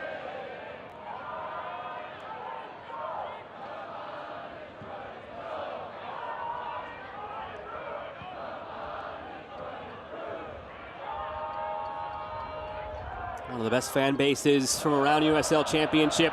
Still on their feet, still in full voice, looking for a moment of magic. Darren Smith playing it through. It's Diop. First touch onto the field for Diop. Saved by Dick. Would have been going wide anyway, but now Diop feeds it centrally, and it's cleared. He could sneak out of the midfield at times. It's not necessarily his game, as you were alluding to, but he has that in his bag. And he catches teams off guard, as it caught Pittsburgh off guard in that moment.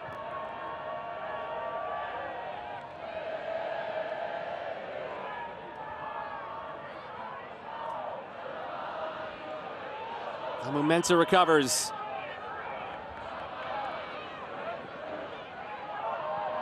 That is pocket picked. Off go Pittsburgh. All was ready to step into it, but cleared all the way down the other end.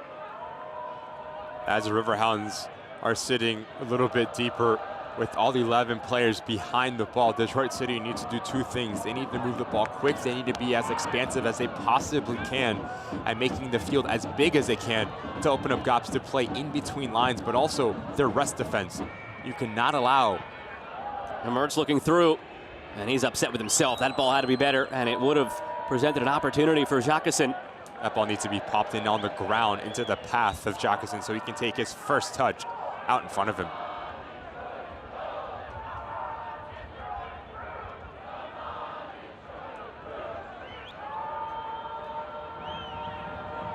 There is Ricky's favorite mustache once again. The best.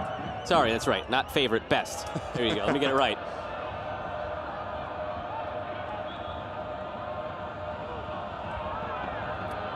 Free kick actually going Pittsburgh's way here.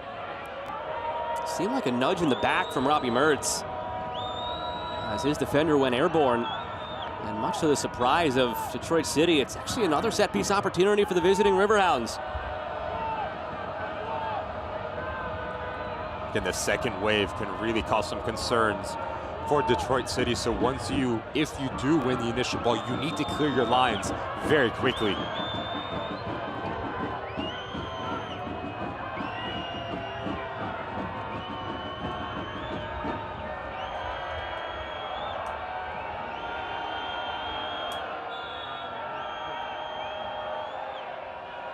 '70th minute. Robbie Mertz floats it, and it across the box, but no teammate there to get on the end of it from All.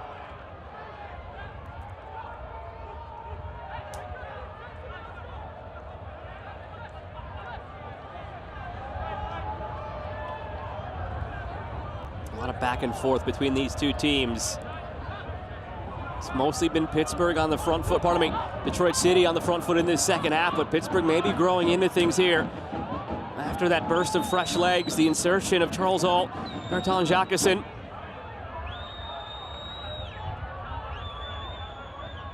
March delivering, settled by Griffin, back out wide for Biasi. Mertz takes a touch, finding space, Mertz drops it back. Contact in the area. No trouble clearing for Shane Wheat. Pittsburgh, the first of the loose ball, popped up in the air. Jacquesson tracking it. Headed away by Amu Mensah.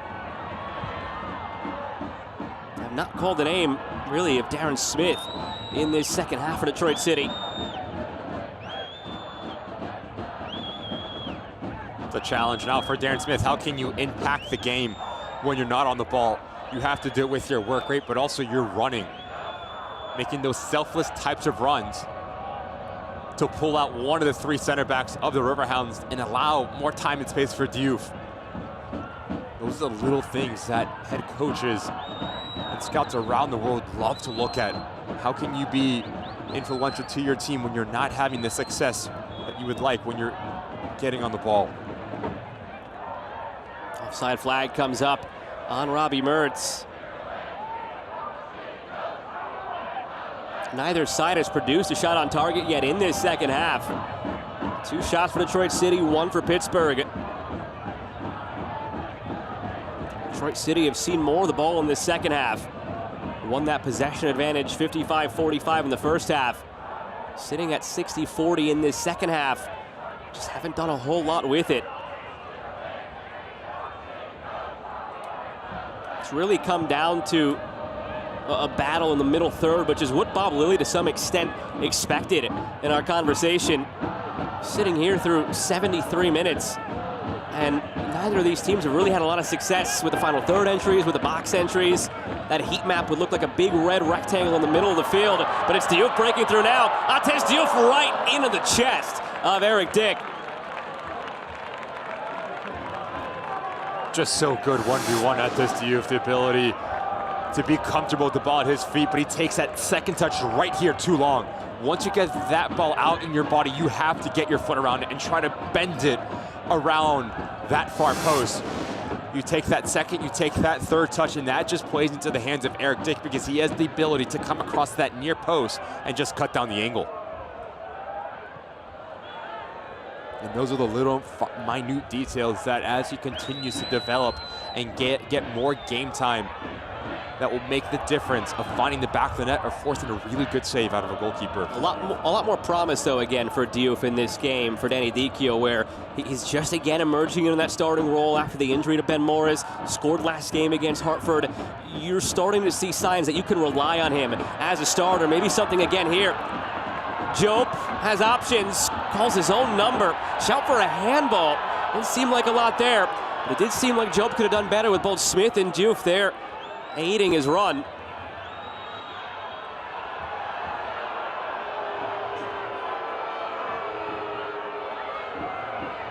"100% right, Joe. As Jope gets on the ball, I want you to watch Diouf peel out. You need to play him right now. played out in front of him, let him run onto it. And again, you take that second, you take that third, you take that fourth touch.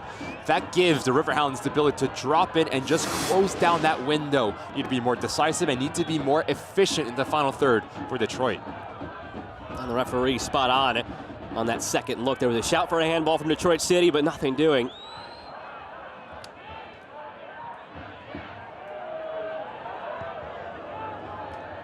Looking long for Jacquesin.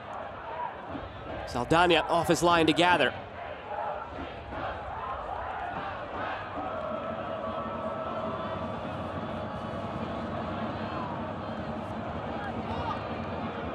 The USL Championship and League One are on CBS Sports and ESPN platforms all season long. Catch live matches and expert analysis every day on the CBS Sports Golasso Network and ESPN+. Go to USLChampionship.com or USLLeague1.com for the complete USL TV listings. Given away here, Griffin with options. Griffin slots it through. Is this a moment for Pittsburgh? Contact there.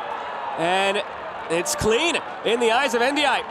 The point that he made was at the ball, indicating it was a clean challenge as Shane Wheat picks up a former teammate. Good pick out here for Danny Griffin. Jacquesin makes this run that pulls out Shane Wheat, and the first touch of Robbie Mertz just lets him down here. Notice how it gets cut underneath him, and now he has to take a second longer than he would if he takes his first touch out of his body, and that gives Michael Bryant the ability to drop down and just deny a golden opportunity for the Riverhounds. Seemed like there was a moment there where some Pittsburgh players and maybe some Detroit City fans on the flip side of that coin thought that Abdou Ndiaye was indicating a penalty when he pointed, but again, just pointing at the ball, he saw it as a clean challenge. It looked it on replay as well. Was just mentioning, how can you affect the game as a number 9 when you're not on the ball? That's a perfect example of Jacquesin's sacrificial run. Starts essentially pulls out on Mumenta, and that opens up the passing lane straight in to Robbie Mertz.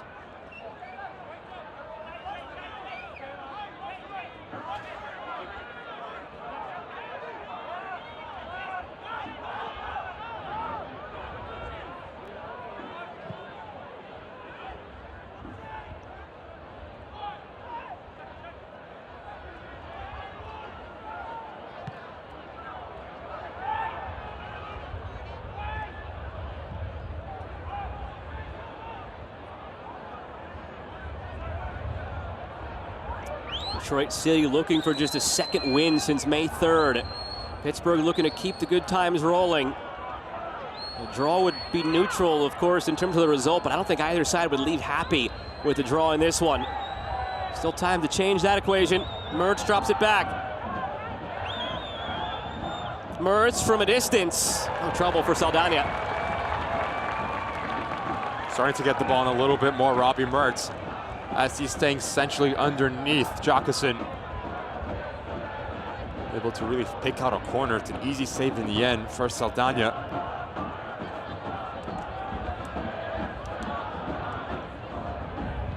Both these teams turn their attention back to the final weekend of Jägermeister Cup after tonight. It's a Friday game for Pittsburgh on the road against Portland Hearts of Pine. It's a home game for Detroit City. You could find right here on ESPN2 next Saturday the 26th at 7 Eastern as they welcome Westchester SC. That tournament's format has the 6 group winners plus 2 wildcard teams getting through to the quarterfinals. Detroit City next weekend will be alive for a wildcard spot, and it could be very dramatic. There is a gaggle of teams sitting in that point range. They'll be scoreboard watching, and they must win themselves against Westchester. So stay tuned for a lot of drama right here on ESPN2 next Saturday. Tez Diouf cutting in, brought down by Perrin Barnes. Free kick on the way, and a yellow to boot. Shown to Perrin Barnes. Diouf has been a handful in this second half. We talk about his technical ability, but his ability to feel when the pressure's coming and how it's coming in. His first touch sets up Barnes and makes him bite in and quickly just swivel the hips, eludes the outstretched leg of the defender and gets Barnes into the book. And this location here is a nightmare for an opposing goalkeeper, especially with the traffic that's going to be oncoming. So the top priority here for Villanueva is you want to end up the ball right on top of that 6-yard box. Deflection can be a big problem for Eric Dick here.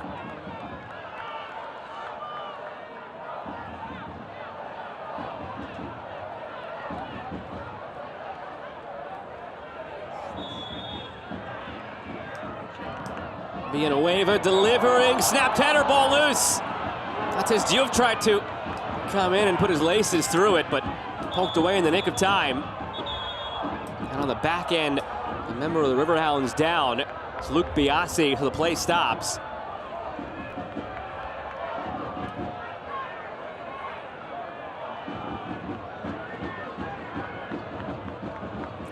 Good to see him have a laugh with Abdou Ndiaye, indicating his throat. He got hit in the throat, so he will have to come off here, though, because the trainer did come out.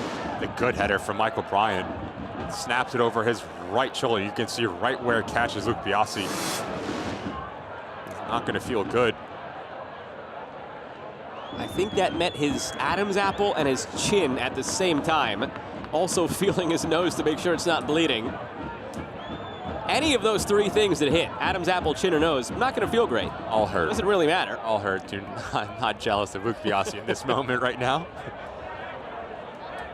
These fans in droves all the time here at Keyword Stadium. A club that has enjoyed success in USL Championship.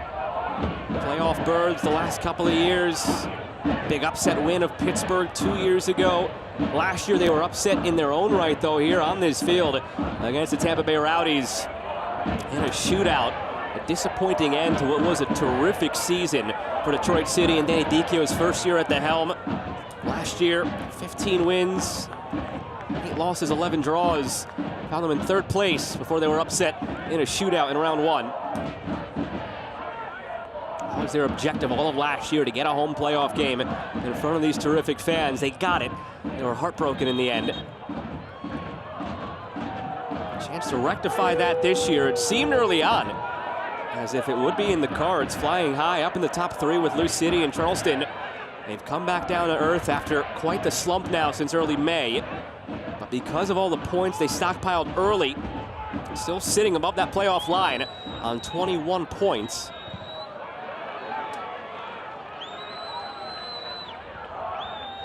Still within touching distance of getting into the top four for a home playoff game for Detroit City. Same goes for Pittsburgh. Pittsburgh have been equally dominant at home, especially this season. The road woes, though, have been there for Pittsburgh. In USL play this year, 1-6-2 on the road. USL play now encompasses the Jägermeister Cup and the regular season, so 1-6-2 on the road. Compare that to 6-1-2 at home. So with that in mind, sure, you're looking at this and saying maybe Pittsburgh happy to come on the road and get a draw, but again, that's not the line of thinking right now for Bob Lilley. With how tight things are in the Eastern Conference, feels like every game is one that you have to win, especially against a team that's right next to you in the standings. Maybe a moment here, slip through from Griffin, just deflected by Momentum, going for goal now. Griffin surprising everybody. It whistles wide and it didn't miss by much.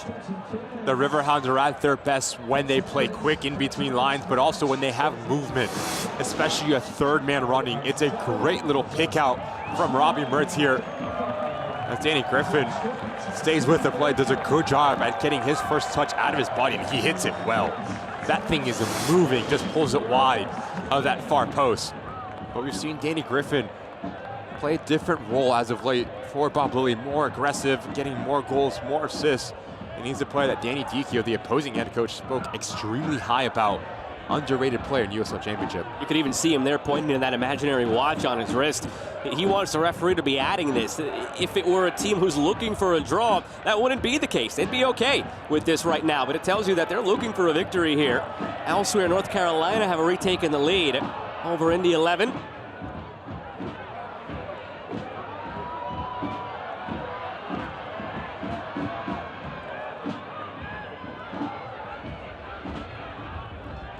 Talk about Bob Lilley wanting to get 3 points on the road. Yes, they'll do a world of good for the table, but also the mentality of this group, saying we can come into Keyworth, one of the most hostile environments in all of USL Championship, and not play our best in terms of our performance thus far, but grind out a result. That'll do massive for the confidence going forward. And the question we posed to Bob in our conversation this week, do you feel the team has turned the corner? He was hesitant to say yes, just because they haven't done it on the road yet. These last two games against New Mexico and against Loudoun both came at home. As Barnes floats this one, and it goes all the way through. It did take a deflection. In the eyes of the referee, out for a corner on the far side. Those last two games against New Mexico and Loudoun for Pittsburgh, over 30 shots, 9 shots on target. Expected goals were a combined 4.0 in those two games. So a massive uptick, but he was hesitant to say they turned the corner because they haven't done it on the road yet. And to his point, he's kind of right. They haven't really done it today in that regard. Expected goals are below 1. They haven't created a lot of chances. 10 shots, only 2 on target. They haven't forced Saldana into any difficult saves yet. But they still have a few minutes remaining, and a corner curled in, headed clear by Bryant.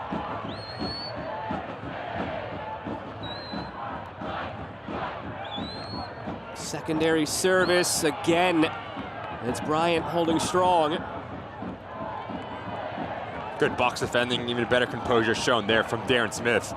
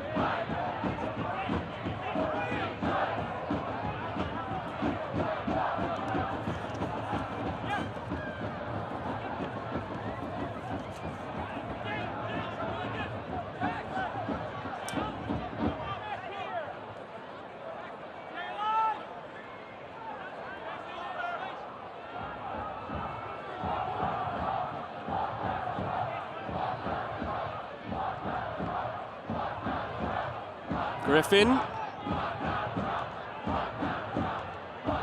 Biasi pressured. Shot out of a cannon. It was Williams. Now Biasi recovers. Wants it back. Doesn't get it back. Battles though and wins it again. Pressure being turned up again by Pittsburgh. Barnes. Step to win it. Tez Diouf being held. Draws the free kick.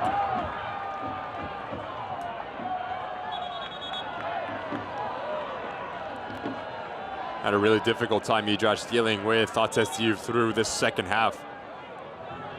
Especially when you're playing against a player that is just so 1v1 talented and so slippery in tight spaces. You need to be very good in terms of your decision making and your positioning. You cannot overcommit. You have to move your feet. It's a big challenge to go against a player for 90 minutes like Diouf.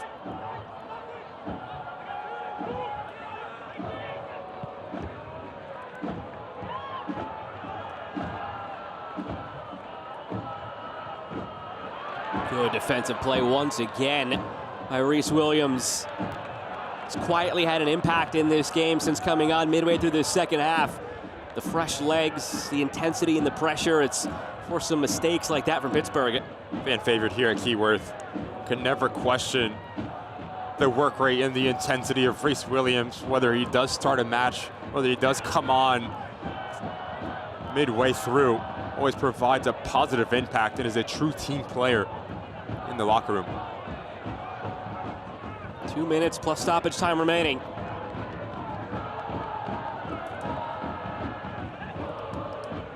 Pittsburgh preparing a late change here to try and impact this still. A stumble defensively from Pittsburgh. Space for Villanueva, options as well. Cutting in, Villanueva going for goal. And it just sails over the bar.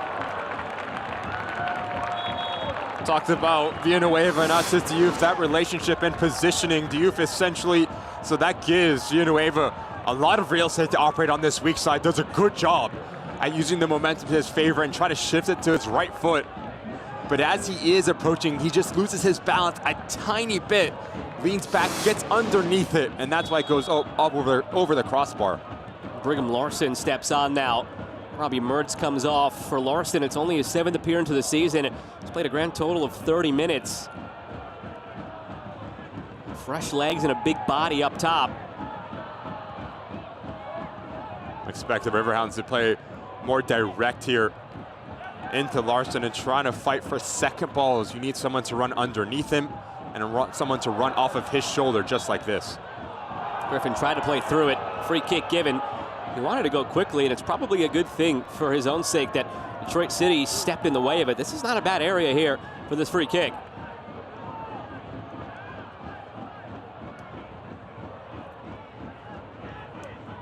If you're all here, you're trying to loft this to the back post and try to get the initial contact, looking for the knockdown.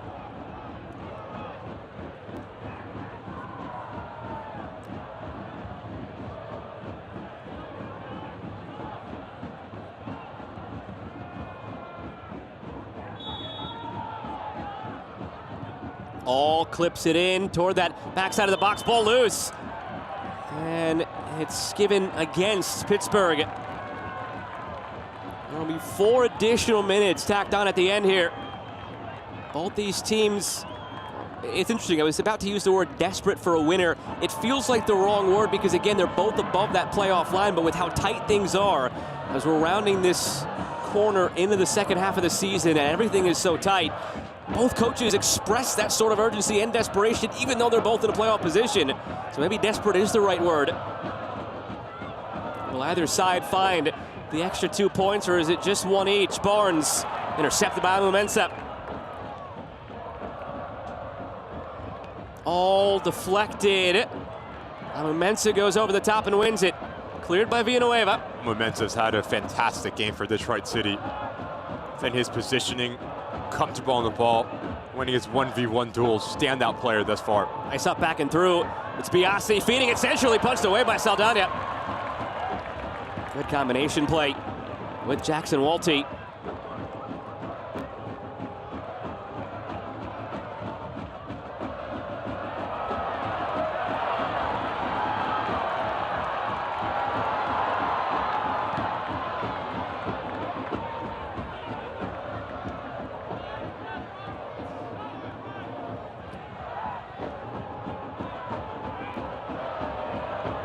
Long again for Smith. It falls into his path. Darren Smith going 1v2. Flag stayed down. Smoke billowing onto the field. And a free kick goes against Detroit City.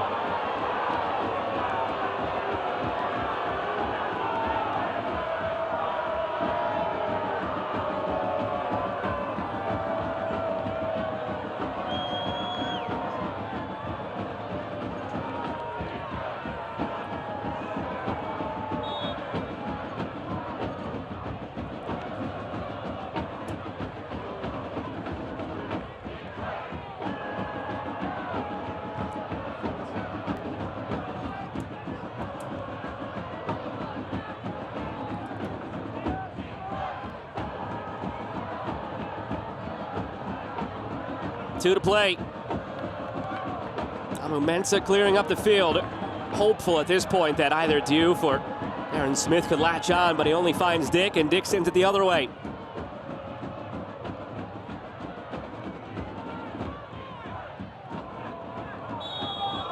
Just no need from Job. Extremely silly foul here from the Detroit City sub. The ball's gone. No need to try to win it and put a body on Hall. Another good opportunity for the Riverhounds just to cause a little bit of concern and confusion in front of Saldana and this Detroit City goal.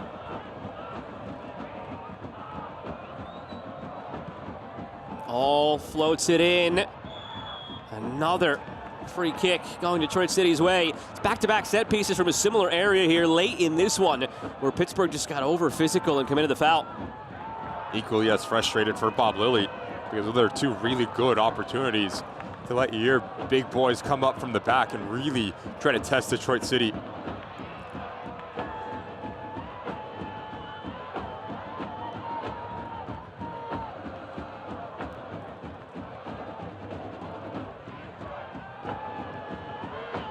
.30 seconds to go. Lofted forward, flicked on.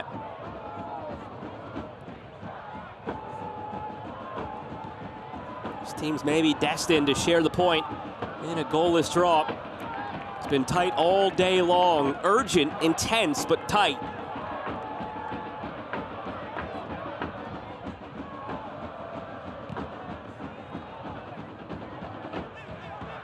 4 minutes of stoppage come and gone, and there is the final whistle. It felt for large portions of this game like a playoff game between two teams above the line and separated by just 1 point, and it finishes tight like a playoff game, 0-0 after 90. It was physical, it was intense, and there was a lot of emotion, but also how can you translate all of those words into quality, because that was lacking specifically in that final third for Detroit City and the Pittsburgh Riverhounds. No team really was dominant in terms of the run of play, and in the end, deserving to split the points. And tonight's Springs Tires MVP is Atez Diouf. Had a lot of moments where he was a spark for the Detroit City side, and for Danny Dico, who's looking for somebody else to step up with Darren Smith, might have found his man. Was the most dangerous player on the field for Detroit City, the ability to go 1v1 and just cause things in that final third. Now needs to do it on a more consistent basis to really be a threat in the Eastern Conference.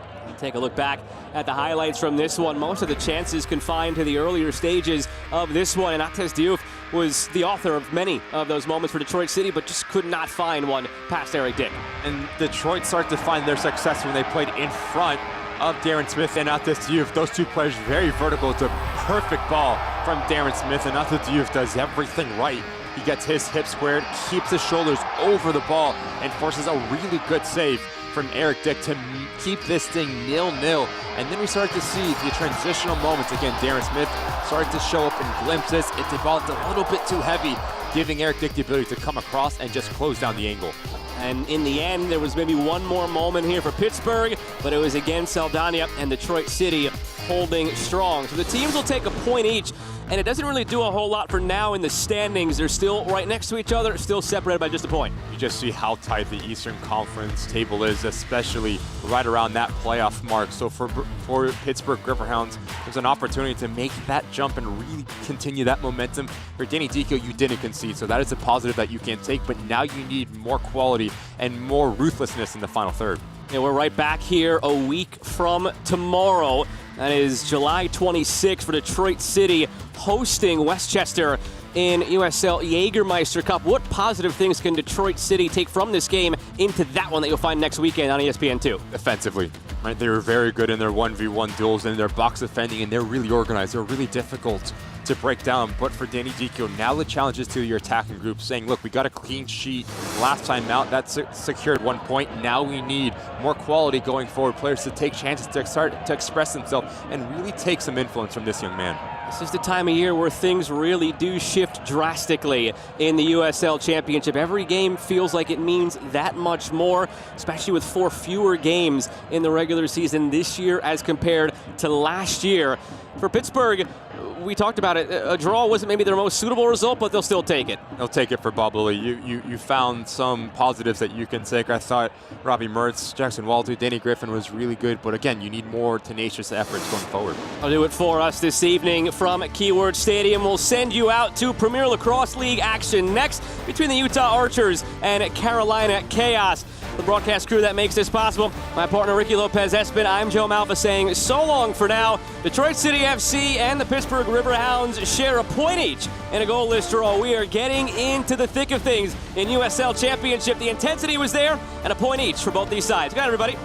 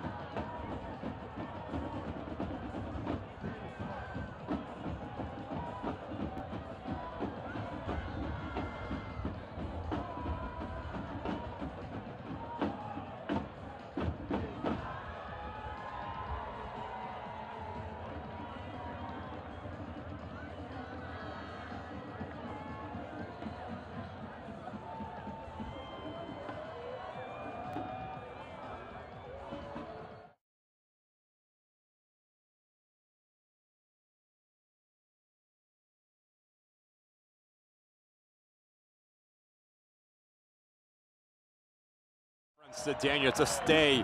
Good step here. Cedeno brought down from behind. Haven't seen a card yet in this game. That's going to change here. Great work from Cedeno, it's a stay. Good step here. Cedeno brought down from behind. Haven't seen a card yet in this game. That's going to change here. Great work from Cedeno, it's a stay. Westchester, so stay tuned for a lot of drama right here on ESPN2 next Saturday.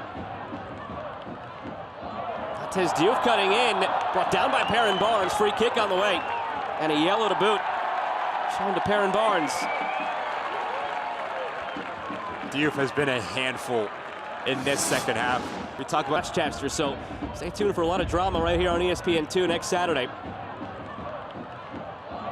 Tez Diouf cutting in, brought down by Perrin Barnes. Free kick on the way, and a yellow to boot. Shown to Perrin Barnes. Diouf has been a handful in this second half. We talk about Westchester, so stay tuned for a lot of drama right here on ESPN2 next Saturday. Tez Diouf cutting in, brought down by Perrin Barnes. Free kick on the way, and a yellow to boot. Shown to Perrin Barnes.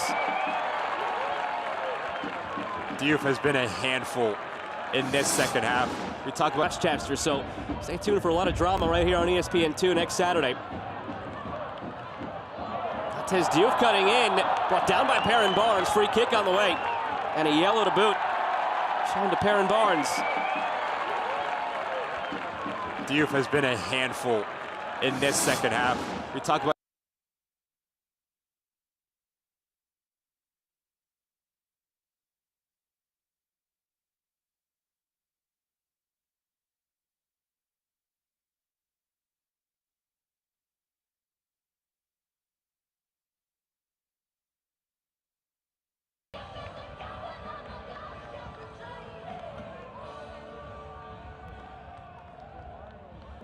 of caring for all our neighbors. Church members and friends are blessed to be here tonight as guests of Coach Dikio and a cheer on the team. Go La Rouge!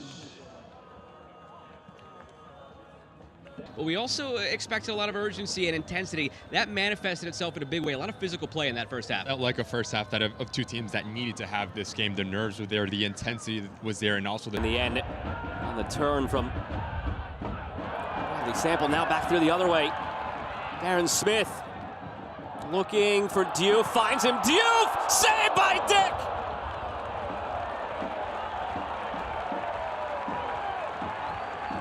transitional, direct, and vertical from Detroit City. Great pick out In the end, on the turn from Bradley Sample, now back through the other way. Darren Smith looking for Diouf, finds him. Diouf, saved by Dick!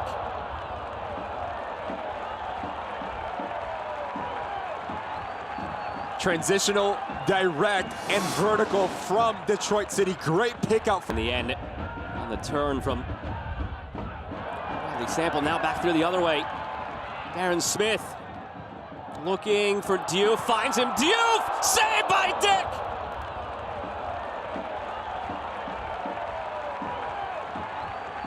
transitional, direct, and vertical from Detroit City. Great pick out In the end, on the turn from Bradley Sample, now back through the other way.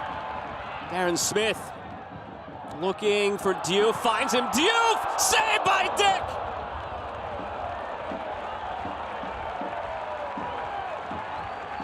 transitional, direct, and vertical from Detroit City. Great pick out Championship, still on their feet, still in full voice, looking for a moment of magic. Darren Smith playing it through. It's Job. First touch onto the field for Job. Saved by Dick.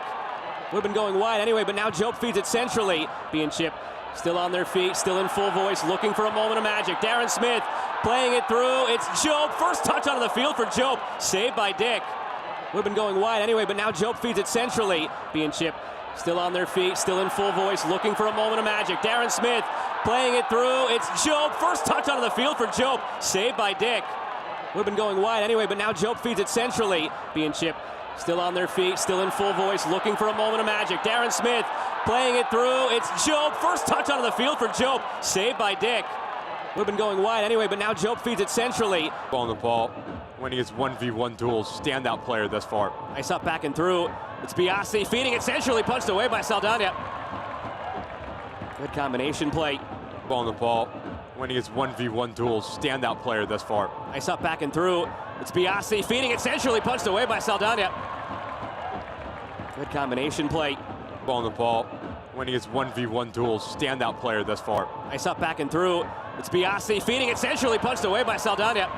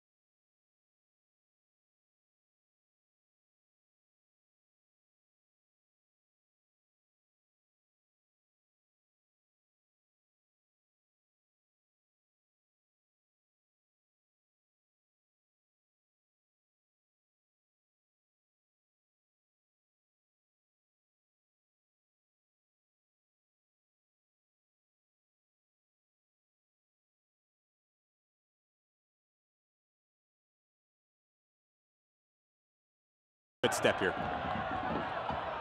Cedeno brought down from behind. Haven't seen a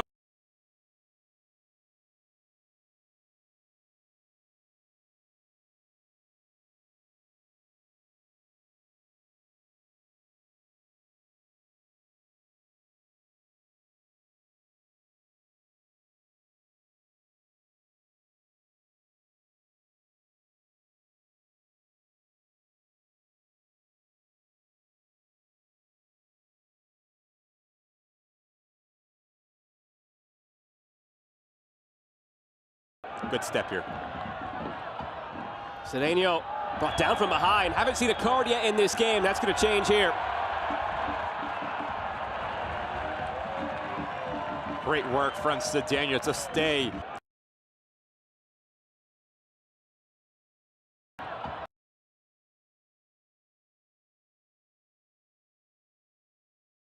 Good step here. Cedeno brought down from behind. Haven't seen a card yet in this game. That's going to change here. Great work from Cedeno to stay. Good step here. Cedeno brought down from behind. Haven't seen a card yet in this game. That's going to change here. Great work from Cedeno to stay. Good step here. Cedeno brought down from behind. Haven't seen a card yet in this game. That's going to change here. Great work from Cedeno to stay. Good step here. Cedeno brought down from behind. Haven't seen a card yet in this game. That's going to change here. Great work from Cedeno to stay. Westchester, so stay tuned for a lot of drama right here on ESPN2 next Saturday. Cortez Diouf cutting in, brought down by Perrin Barnes. Free kick on the way, and a yellow to boot. Shown to Perrin Barnes.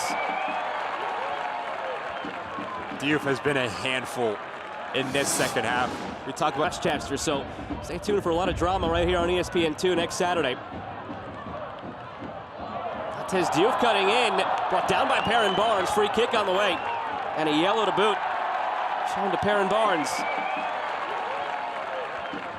Diouf has been a handful in this second half. We talk about Westchester, so stay tuned for a lot of drama right here on ESPN2 next Saturday.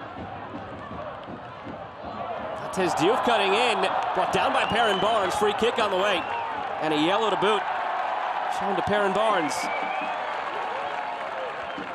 Diouf has been a handful in this second half. We talk about Westchester, so stay tuned for a lot of drama right here on ESPN2 next Saturday. Cortez Diouf cutting in, brought down by Perrin Barnes. Free kick on the way, and a yellow to boot. Shown to Perrin Barnes. Diouf has been a handful in this second half. We talk about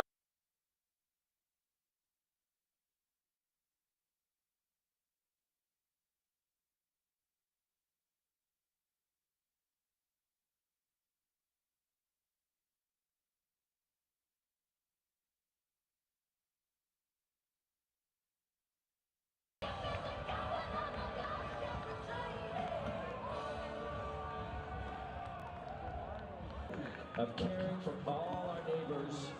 Church members and friends are blessed to be here tonight as guests of Coach Dikio and a cheer on the team. Go La Rouge! But we also expected a lot of urgency and intensity. That manifested itself in a big way. A lot of physical play in that first half. Felt like a first half that of two teams that needed to have this game. The nerves were there, the intensity was there, and also In the end, on the turn from the sample now back through the other way. Darren Smith looking for Diouf, finds him. Diouf, saved by Dick!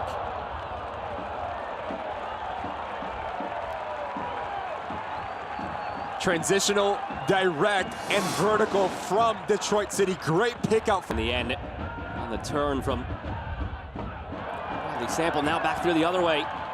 Darren Smith looking for Diouf, finds him. Diouf, saved by Dick!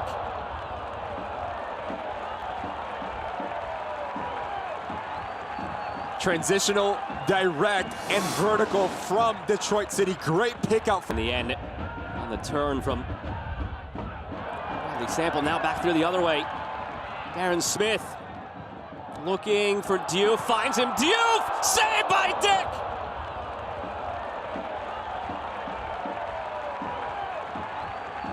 transitional, direct, and vertical from Detroit City. Great pick out In the end, on the turn from the sample now back through the other way.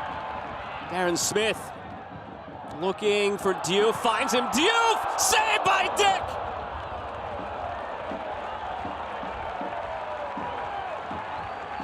transitional, direct, and vertical from Detroit City. Great pick out Championship, still on their feet, still in full voice, looking for a moment of magic. Darren Smith playing it through. It's Job. First touch onto the field for Job. Saved by Dick.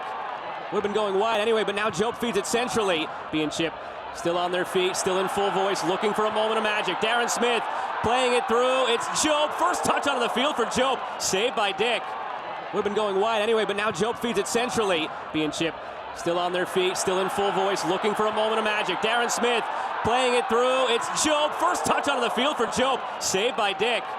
Would have been going wide anyway, but now Job feeds it centrally. Championship, still on their feet, still in full voice, looking for a moment of magic. Darren Smith playing it through. It's Job. First touch onto the field for Job. Saved by Dick. Would have been going wide anyway, but now Job feeds it centrally. on the ball, winning his 1v1 duels. Standout player thus far. Nice up back and through.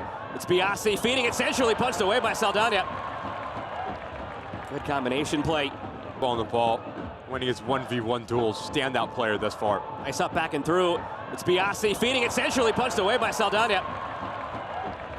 Good combination play. On the ball, winning his 1v1 duels. Standout player thus far. Nice up back and through. It's Biasi feeding it centrally, punched away by Saldana. Good combination play. On the ball, winning his 1v1 duels. Standout player thus far. Nice up back and through. It's Biasi feeding it centrally, punched away by Saldana. Good combination play. Just 1 point, and it finishes tight like a playoff game, 0-0 after 90. It was physical, it was intense, and there was a lot of emotion, but also how can you translate all of those words into quality, because that was lacking specifically in that final third to break down. But for Danny Dikio, now the challenge is to your attacking group, saying, look, we got a clean sheet last time out, that's secure.